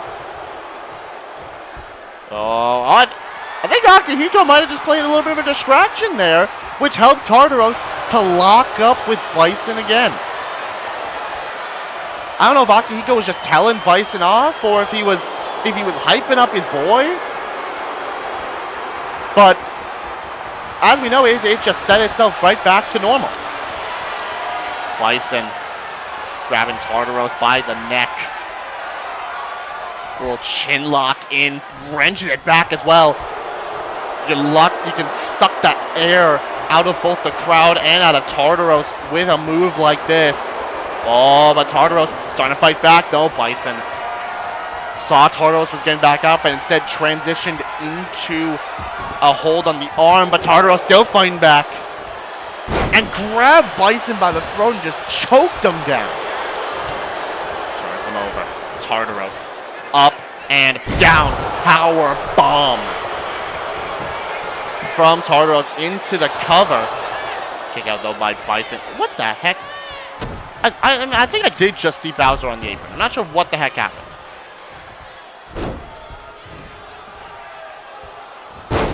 Slamming Bison down.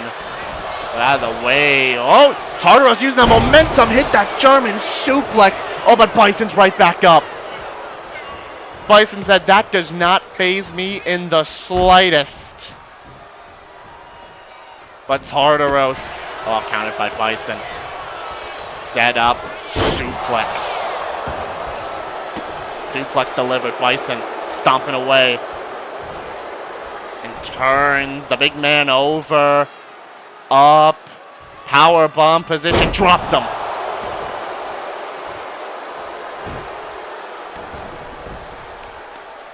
Is Lorenzo still standing there? Did Lorenzo go to the corner or something? Oh my gosh.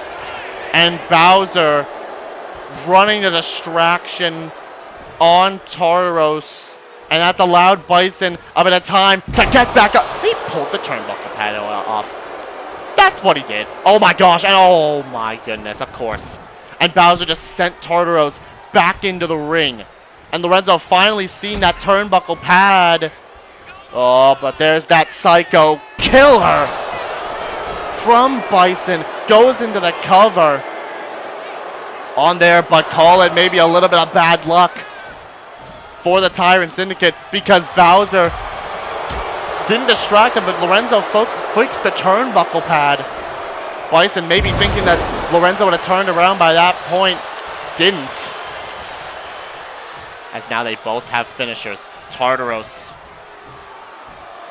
picking Bison up.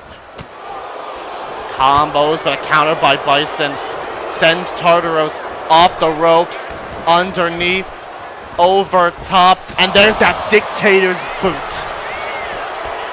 Connected with it, flush on the jaw, and Tartaros has to burn resiliency. But he doesn't just burn resiliency, he burns Adrenaline Rush, highway to hell. Into the cover on Bison, and that's resiliency on Bison's part.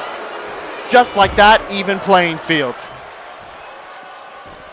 And Tartaros stepped down there to go after Bison, getting in Bowser's face as he did so. Tartaros looks to turn this all around, sends Bison into the ring. Up to the top ropes, but Bison's up.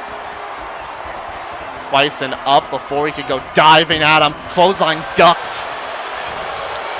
And look at the strength. Tartaros with a German suplex. And an elbow right afterwards. And he's built up another finisher because of it. Goes to the corner. Could be looking for another highway to hell. Cover on Bison. Tartaros might just put down one half of the tag team champions. No, he didn't. Bison kicks out. Bison kicked out of a second highway to hell. But Tartaros knows he's got to stay on him. Drops him again. Knows that this might be his chance to put Bison away. Prove that he can be beaten, but Bison's right there. Hurricane Rana. Which for a man of that size, that is a dangerous move to use. Oh, wait a minute. Tartaros. He cradled him. He got him rolled up. Oh, he almost stole it. Tartaros almost stole it with that roll up. But Bison just barely kicked out. Turns him over. No, Bison sweeps the leg. Sets him up and a cross body delivered by Bison. And he's almost got a finisher built up, but Tartaros kicks him. Bison out of the way, and he built one up.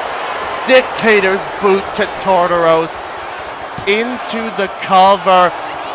And I think the referee might have gotten hit by that Dictator's boot as well. And that allowed Tartaros to kick out at one. But picks him up.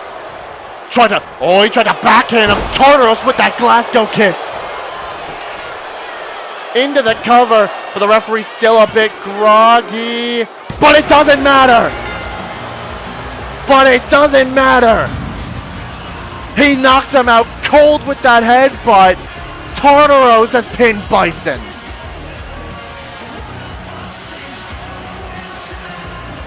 That's a statement victory for Tartaros. And this might be the way for Statement to walk away with the Tag Team Championships. Dropped him there with that Psycho Killer. Hit him with a Dictator's boot. But Tartaros would survive that one. Would burn Adrenaline Rush and see the chance hit a highway to hell point blank. Would hit a second one later. Right here, actually. You'd see it right here. A second highway to hell. Bison would survive the second one, but wouldn't be able to go for much longer. Tried to roll him up here as well, tried to put him away. But Bison would barely survive it. And there was that Dictator's boot. And then right afterwards, tried to go for that grand hammer. That shadow hammer. Tartaros would duck out of the way, hit the headbutt, and put him away. And Tartaros gets the win for Statement. Wait a minute now. Tartaros isn't done. Tartaros isn't done. Akihiko's just chased off Bowser.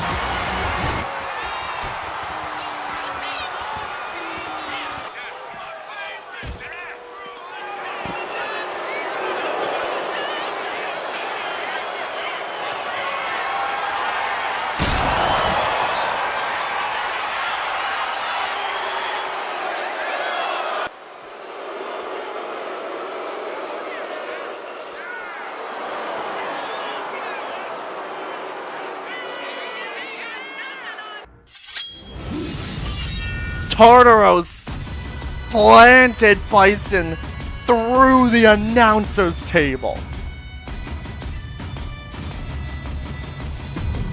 But now we move on to some tag team action.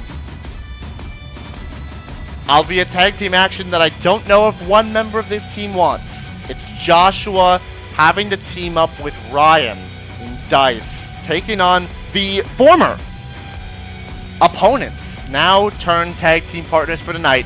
It's Will Ospreay, the Intercontinental Champion, and it's Sayakiller. 2-on-2 tonight. Can Ospreay and Saya pick up the win here, or will Dice maybe stake a claim for the Intercontinental Championship? Let's find out as we turn up the voltage. And here we go, and already, and these two already arguing. Joshua wanted to start this thing, but so does Ryan. Trying to tell him, hey, you get to the apron, I'll start this thing, but Joshua, he wants to start it. And here we go, we're underway. Joshua starting this thing off with the Intercontinental Champion to start off this matchup. Oh, boy. And Ryan wants that tag, and these two arguing once again. Oh, and that's not what you want to see if you're Ryan. Joshua just pushed him, and he's leaving him. Joshua wants no part. He said he wanted to do this on his own power. Ryan didn't want him to.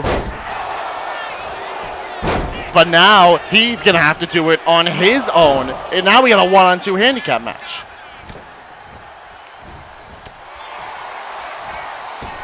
Oh, dropkick avoided again by Ospreay. Ryan now has to contend with both the Intercontinental Champion and Saya at the same time. This could be bad news for the Dice member. He's got nobody to help him now. Kokichi's already competing in our main event. And we have not seen Joker and Akechi in a little while. Joshua just left him high and dry. I think Ospreay also got busted open. As Ryan trying to take it to him early doors. Ospreay's in trouble right off the get-go. Oh, Ryan, though, sends him. Tried to send him to the corner, but Ospreay reversed the Irish whip. Grabs the arm. Flying in. Hurricane Rana. Down goes Ryan, and Ospreay going to work. A little head scissors into an elbow. Ospreay. Kick to the side of the head. Ryan rolled out the ring. Ospreay saw the chance. Made the tag to Saya. Saya tagged in. These two got some history. Ryan was the one to eliminate Saya from the chamber for the Intercontinental Championship back at Full Throttle. You know Saya's going to want that bit of revenge in this matchup, especially after falling short in his own Intercontinental Championship match against Ospreay. Into the cover. Kick out by Ryan off that roll-up. Saya going to want to show what he's capable of. Try to get himself back to an Intercontinental Championship matchup. But tags out to Will. The champion in this fight, standing shooting star. And goes to the corner right afterwards. Ospreay looking to run in. Oh, tried to go for, I think, a leaping DDT, but Ryan caught him. Back body dropped him instead, and Ospreay's got to roll to the outside. Calls for him to get up. Ryan looking to fly in. Double axe handle. Down goes Will. And a knee drop. Back to that open wound of Will Ospreay. Kick to the gut, and there's the RDT. RDT on the outside to Ospreay. Oh, tried to get him back into the ring. Ospreay wasn't having it. Sends him down, rolls back into the ring himself, and waits for Ryan to get in, which he does do so. Turned him around. Ospreay kick to the back of the head from Will, right into the cover afterwards. But Ryan, still a bit too fresh, kicks out. Oh, tried to fly in, but Ryan stopped him. Neon Lights is reversed by Will. Sets him up. No, Ryan out the way. Kick to the gut, power bomb position. No, Ospreay countered it again. Countered the power bomb again. But Ryan a step ahead, but Ospreay now a step ahead himself. Standing fall away slam. And makes the tag into Saya. Saya, who's rested up, he's back to being completely fresh. Looking to exact his revenge. No, Ryan with the counter into a reverse DDT, and Saya's back up. Off the ropes, but into Bobby. Tried to send him off the ropes, instead send him into Bobby up on the shoulders. Burning hammer. Burning hammer to Saya. You saw him clutch at his head there after the move connected. Clutched at the back of his head. That might have caught him. He might have landed funny afterwards. Lands that drop kick. And Ryan looks to say, I beat you once, I'll beat you again. Even in a 1-on-2, I'll do it again. Splash to Saya. And quickly into the cover. Saya kicked out, but more importantly, Will came into the ring. He came into the ring to try to break it up. And now Ryan says, this is what made you tap out. I'll tap you out again. Crossface locked in on Saya. Oh, but he gets out of it. Gets out of it, breaks the grip. Breaks the grip of Ryan, but caught him again. RDT. Delivered to Saya. Set up. Oh, but reverse Neon Lights. Well, a reversal of Neon Lights from Saya. And a sidewalk slam. And Saya gonna go make the smart call. Goes to tag in Will. Ospreay has a signature, has a finisher. Both of them do, actually. Both Saya and Will have a signature and a finisher. If they could get those off in quick succession, Ryan might be down for the count. Kick to the gut. Sets up here. And like sit out package, almost like a package slam there from Ospreay. And there's that. What on earth was that? I thought that was a Sky Twister. Instead, that was a Phoenix 630? Or something like that? Hold on a minute. Now I need to look at that. Wait a minute now. Holy crap. I didn't know you had that, Ospreay. Holy moly. Ospreay now waiting for Ryan. After that, in an RKO. A cutter. It's like an Os cutter, standing version of it to Ryan. And sends him into the steps. Ospreay's got Ryan beat right now.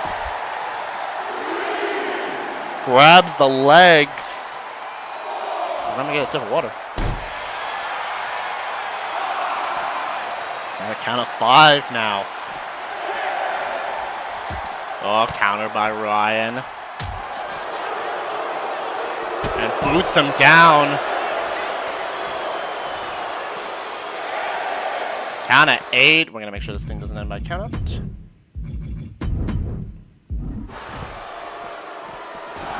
Make sure this does that. There we go. And a little divine intervention always helps. Ryan stepping back to the outside. Sets him up. Powerbomb position. Up goes Will. And down goes Will.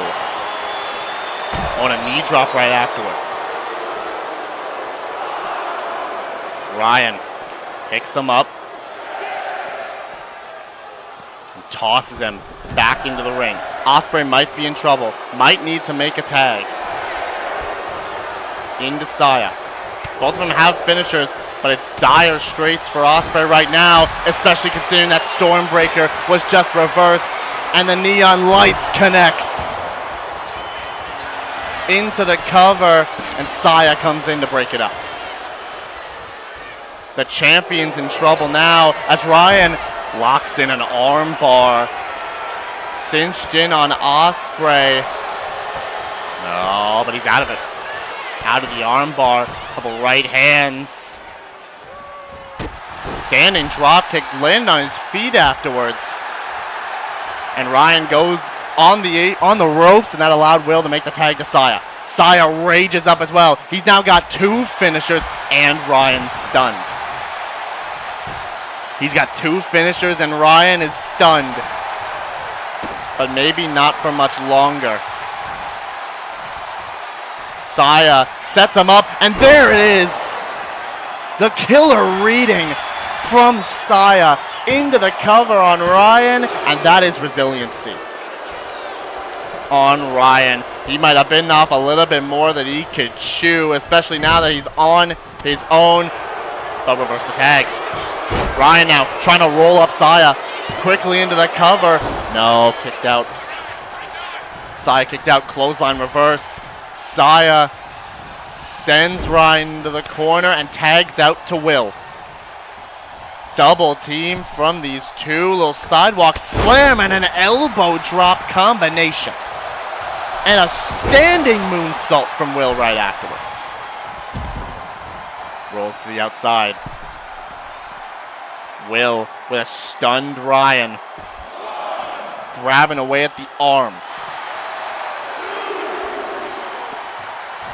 Head scissors applied. Elbow to the back of the head.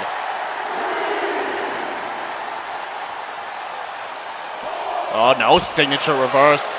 Signature reversed by Ryan, and there's another RDT. RDT to Ospreay. Tosses him aside. And Ryan really had to taunt at that exact same time. We're not letting this end by count. One more time though, and then that's how we do. Ryan swept the leg though. Ospreay waited for him to step back out. Rolled back in. Waits, and Saya wanted the tag. Great shot, cameraman. Rolled back outside. Couple chops, couple strikes. Ryan with the counter. Drop kick lands, but Ospreay's back up. More strikes from Ryan. Picked him up and send him down.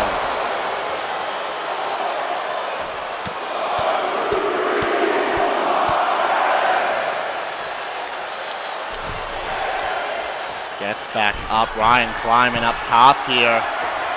Calls for Ospreay to get back to his feet. And jumps at him. Oh my gosh, his head. He landed on the steps with his head after Ospreay pushed him out the way.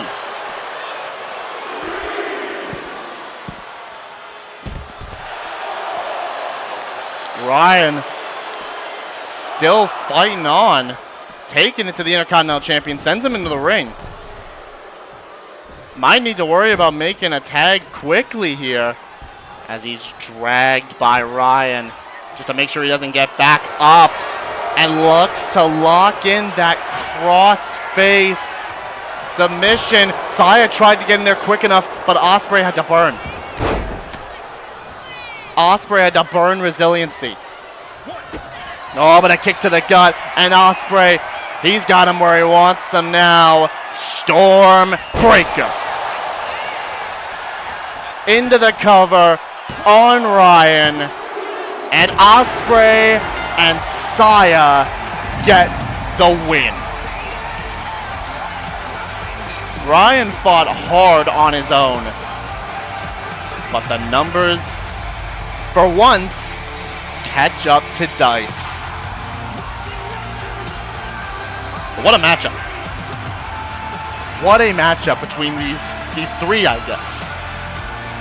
Joshua, he wanted to do this on his own power like he's been trying to do this whole time. Ryan wanted him to follow their way. Joshua was not having it. Pushed him away and left him to deal with the 1-on-2, which, to be fair, Ryan nearly won. Which is kind of insane. As he would reverse a Stormbreaker and would turn it into a Neon Lights right there. But Saya, he'd have a little bit of his own revenge as a killer reading would land would force Ryan to burn Resiliency. The catalyst for Ryan's downfall as you get out of that crossface but get caught with a Stormbreaker. Stormbreaker would put him away, and it's a win for Will and for Saya. Congratulations to him. The Intercontinental Champion stands tall.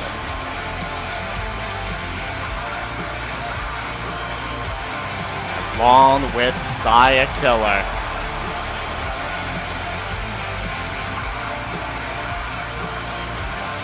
Well done. Well done for these two. They get the job done tonight.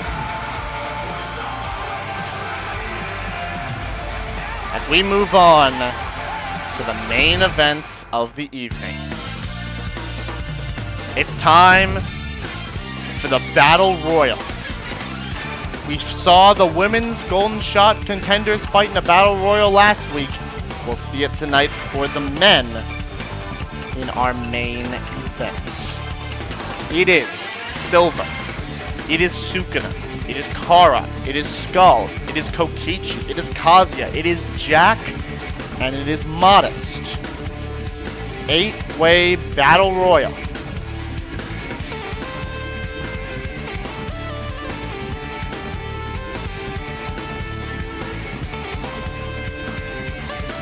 Who is going to be able to get that extra bit of momentum?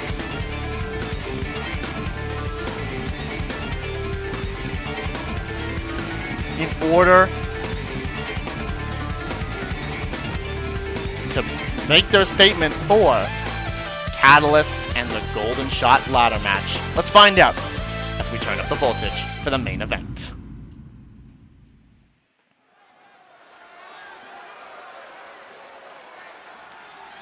And here we go for the main event of the evening.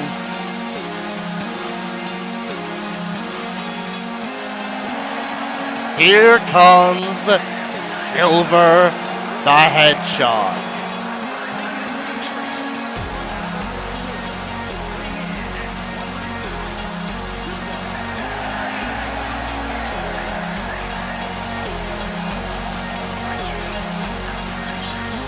Silver, who qualified for this matchup after defeating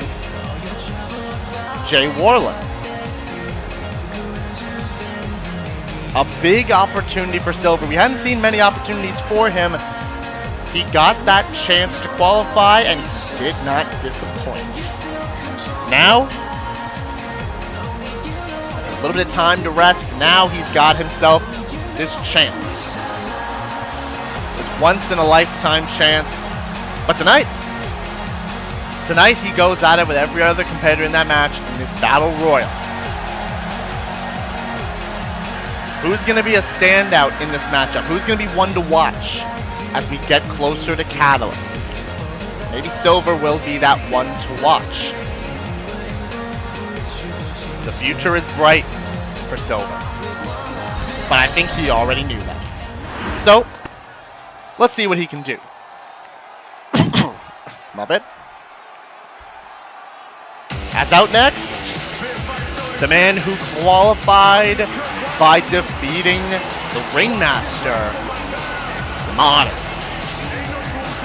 A man who took Akihiko to his limits on 2 separate occasions. Once for the Intercontinental Championship in the finals. He fell short there. But at Kingdom Come and Underground, Modest would be in his element. He'd knock Akihiko out and make sure that he could continue going on his future, and Akihiko would not be able to challenge for a singles championship for the rest of 2026. It worked out pretty well for Akihiko, though, considering now he's in statement and they've got themselves a tag team title shot. But Modest could get himself that golden shot briefcase if he plays his cards right. Out next, out third, the first man to qualify. Actually, no, he was the second. The second man to qualify in the Golden Shot ladder match. It is Jacksepticeye. We have known Jack and how absolutely insane he's been. He shows out in every single match he's a part of. And he did so in his qualifier against the Intercontinental Champion, Will Ospreay. And hey, despite the fact that Jacksepticeye was able to pick up the win, he might not go on to win the Golden Shot briefcase, but getting the victory over the Intercontinental Champion might put Jack first in line for an Intercontinental title shot, should he not come out successful with the briefcase, and should Will Ospreay be able to hold on to that Intercontinental Championship. Jack looks to take his own opportunity, a chance of a lifetime for Jack Boy. Could he look to capitalize on everything that has led up to this moment for him?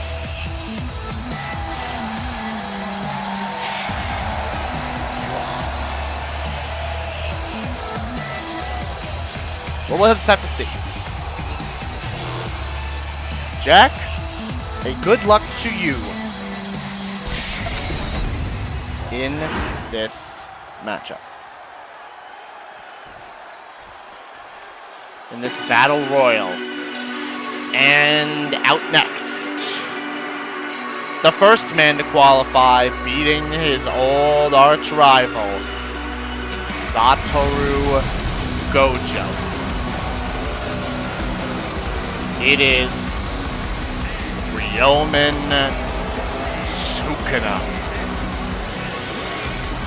Sukuna went one-on-one with Gojo and got what he wanted. He cleaved and dismantled him to make sure that Gojo would not feel the honor of getting in to the Golden Shot ladder match. Instead, it would be Sukuna who would do it instead. He could be a dangerous threat. If he were to win that briefcase, everybody would have to be on the lookout. Sukuna is a dangerous man. We could see him hold that briefcase, or we could see him win this battle royal tonight.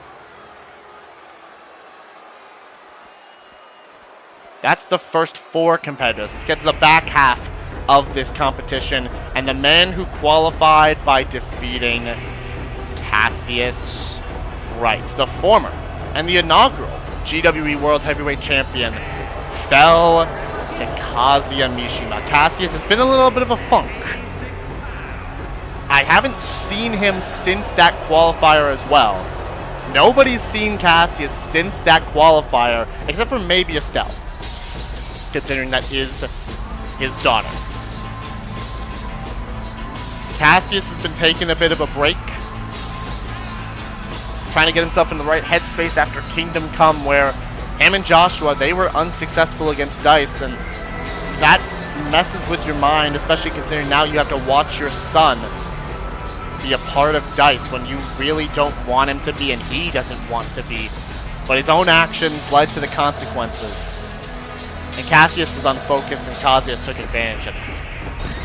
He enters the ladder match as well. Another dangerous threat, considering the power that he has. But from a dangerous threat to, I'd really consider this to be a more unpredictable competitor. You don't know what to expect when it comes to this man right here. It's Kara. With everybody else, you might expect a little bit more of a power game, a technical game, a speedy game, if you're looking at Jacksepticeye, or even Skull. With Kara, you don't know what to expect. He's little, but he could be a big factor in that ladder match. Qualified by defeating Kaito Momota, albeit through a little bit of controversy, considering that Kaito's foot did end up underneath the bottom ropes, and the call was missed. But again, referee's discretion. Kaito and Kara have both wanted to run it back at some points. That will happen. Kara, though, right now he's focused on the ladder match. He's focused on entering it and perhaps winning it. What could that win for Kara? What could that win do for Kara? It could skyrocket his momentum. You haven't seen much from Kara, but it could be huge for him if he were to win that briefcase. Kara looks to make that dream a reality. Can he do it? That is what we'll all find out at Catalyst. But right now, maybe you gotta think about Kara for this battle royal. Might be the easiest target considering his small stature. But maybe that'll allow him to kind of slip away from spots and watch as everybody else eliminates the others. Maybe sneak a quick win. As up next, we just saw DICE compete earlier. And here's their leader. Qualified by defeating Opening. It's Kokichi. The ultimate supreme leader.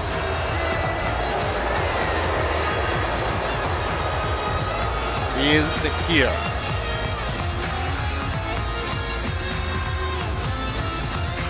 Kokichi.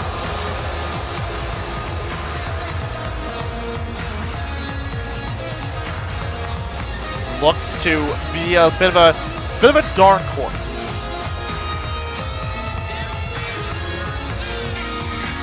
In that matchup. If he were to win that briefcase, oh boy, would it be... not only would he not stop gloating about it, but also could be so much trouble for everyone. Not just all the champions, but everyone in the roster. Kokichi could strike at any moment if he has that briefcase. Let's see if he'll be able to win this battle royal, and let's see at Catalyst if he'll be able to get it. And coming out last, the man who shocked the world. He shocked the world and beat Kratos in his qualifier, and albeit beat Kratos handedly. Kratos was underestimating Skull, and he paid for it.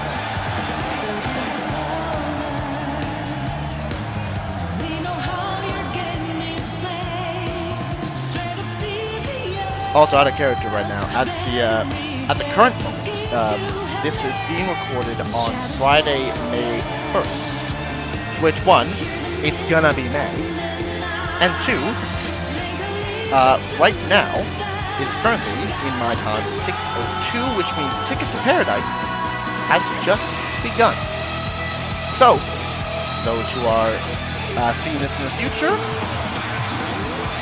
we'll see what in the world happened with Ticket to Paradise. I see Night 1 has got some crazy matches. You got like Meru, you got Maskoto and Shingo Lamingo, you got the home ticket match for men, you got Old Times, I'll Hate Them High, Majima, Pekko, and Monica, United the title, Tenna versus somebody with Queen, Sage, Elfeld, Iva for the championship, Gin, Skeletor for the world title, and Extreme Rules, March and Baron.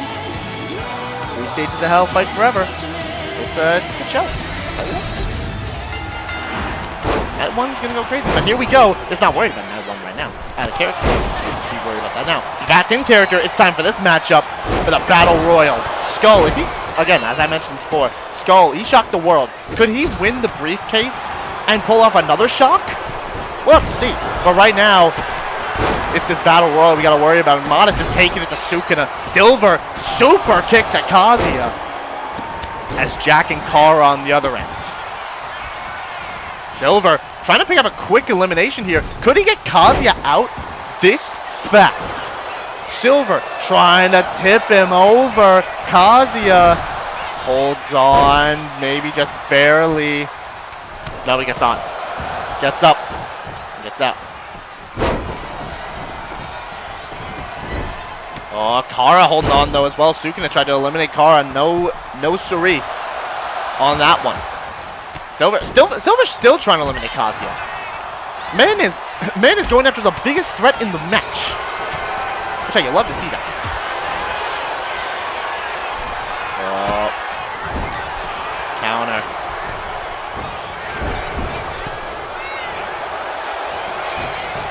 Oh! Sent down. What the hell? Back and forth they go. Kara countered by Skull. Kazuya almost eliminates Silver, but no.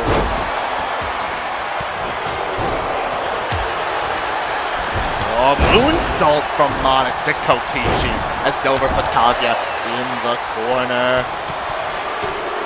The Skull is just getting beaten down by Sukuna. Jack. Oh, no. Caught Silver into an uppercut as Kokichi teetering. Oh, holds on. Modest also on the apron. On the ropes. Not eliminated though as Kazuya drops him down.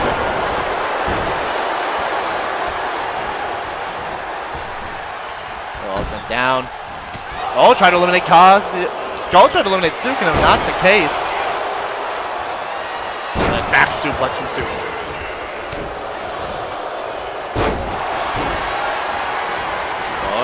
Raged up, and Modest just chucked Silver out of the ring, and oh my gosh, the electric wind god fist to Kara. Silver eliminated by Modest. A little exploder suplex as Kazuya might look to get rid of Jack. No, counter. Sukuna dropping Kazuya.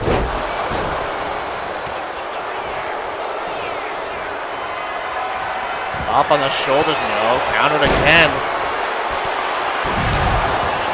Oh, turn. No, Jack was going for a signature. That got caught.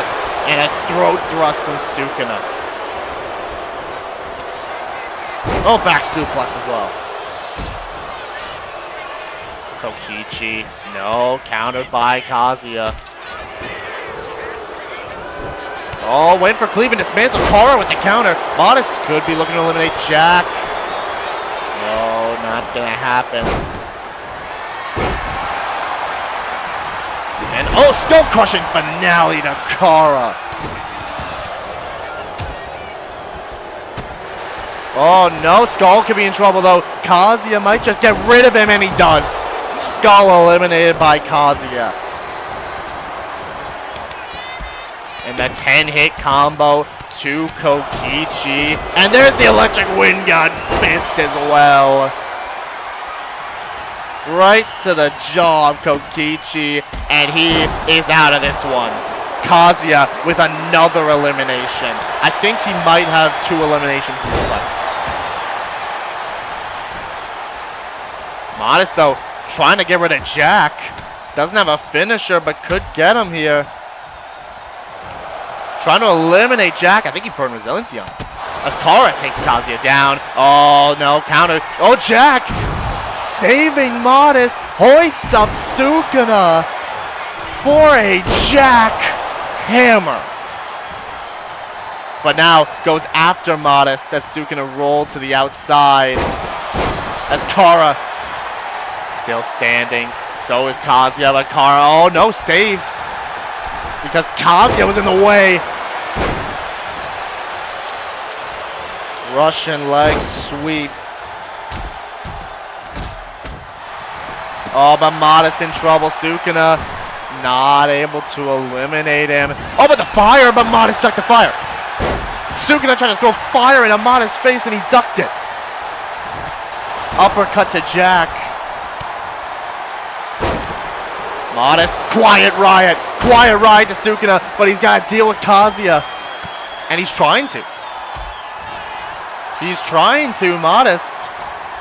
Might just try and eliminate Kazuya. No, he doesn't. Oh, there's the electric wind god fist.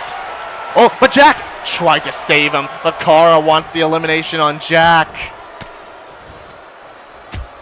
As Sukuna and Kazuya might look to go at it. Oh, I think Modest could be out of this one, and he is. Modest eliminated by Sukuna. We're down to 4. It's Kara, it's Jack, it's Kazuya, and it's Sukuna. And I think Kara's just had to burn resiliency. Jack. Oh, I think he tried to go for the island's call. Kazuya countered it. Sets him up. Hits the Septiceye punch. And they're both looking for finishers at the same time. Tombstone. Ireland's call lands one, lands the other. But Kara Meteora, down goes Jack.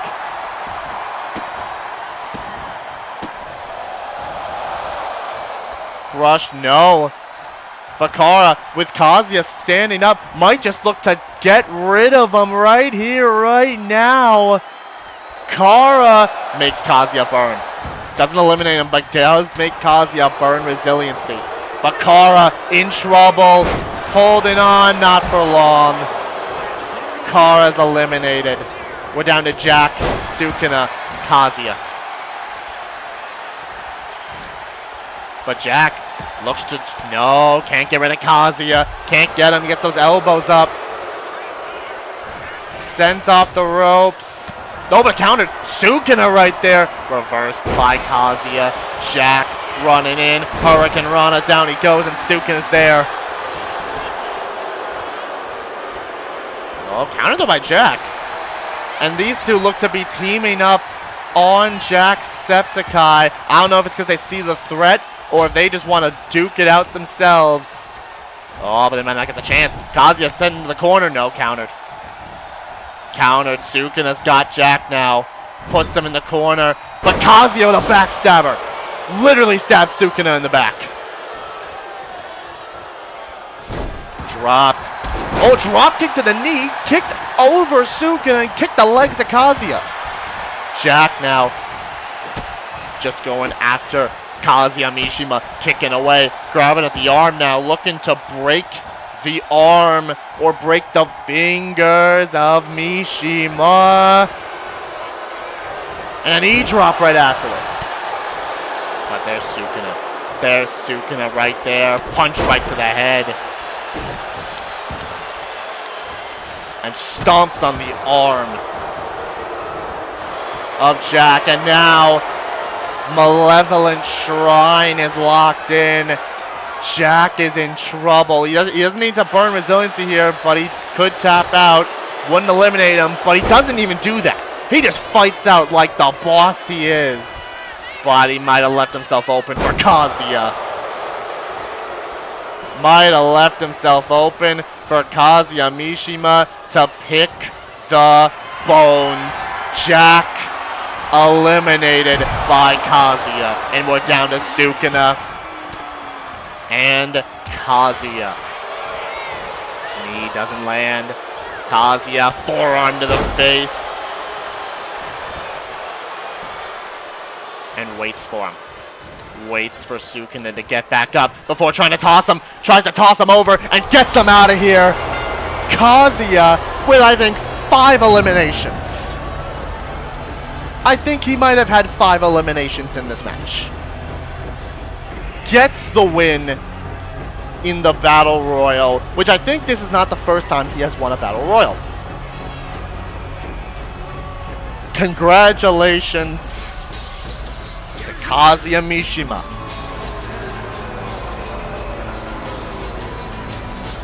Gets the full advantage in that battle royal tonight. If it was everybody down, and this were Catalyst, Kazuya might have that briefcase.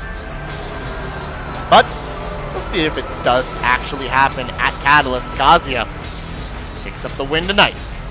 And that is our show. Freezer Burn jump scare. Let's go through it. We saw just at the end there, Kazuya won the Battle Royal of all the Golden Shot qualifiers. Ryan was forced to deal with a 2-on-1, or Golden Shot participants. Ryan was forced to deal with a 2-on-1 handicap match after he pushed Joshua a little too far and allowed Ospreay and Saya to pick up the win. Tartaros beat M. Bison. He was able to do it. He beat M. Bison and then drove him through the announcer's table for the extra statement.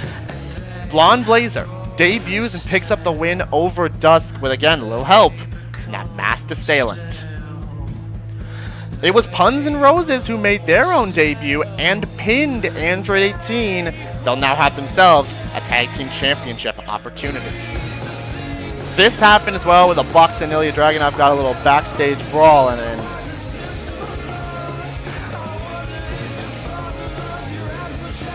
Junko will get attacked by Chaos early and then count out Estelle. Count out Estelle and win the matchup for herself. Fatal 4-way action, Lilliana would make Hu Tao pass out to that violinist claw as Jay and the Bear were just going at it for so long. Lilliana would pick up the win, might set herself back to the path to the Ironheart Championship. And to start off the show, it was the Beat the Clock challenge. Jacob, his opponent being Raiden, a friend of Liu Kang in the Mortal Kombat realm.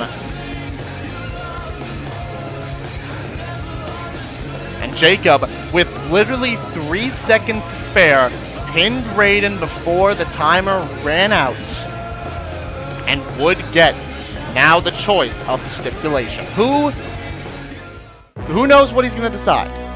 But we'll all find out together soon. Take a look at the news. Yep, we know that. We know that happened. Yes, we know that happened. And March has been cleared. Very interesting. Let's take a look at what would happen next week. What would happen next week? As I just make sure there's no spoilers. There are no spoilers. Okay.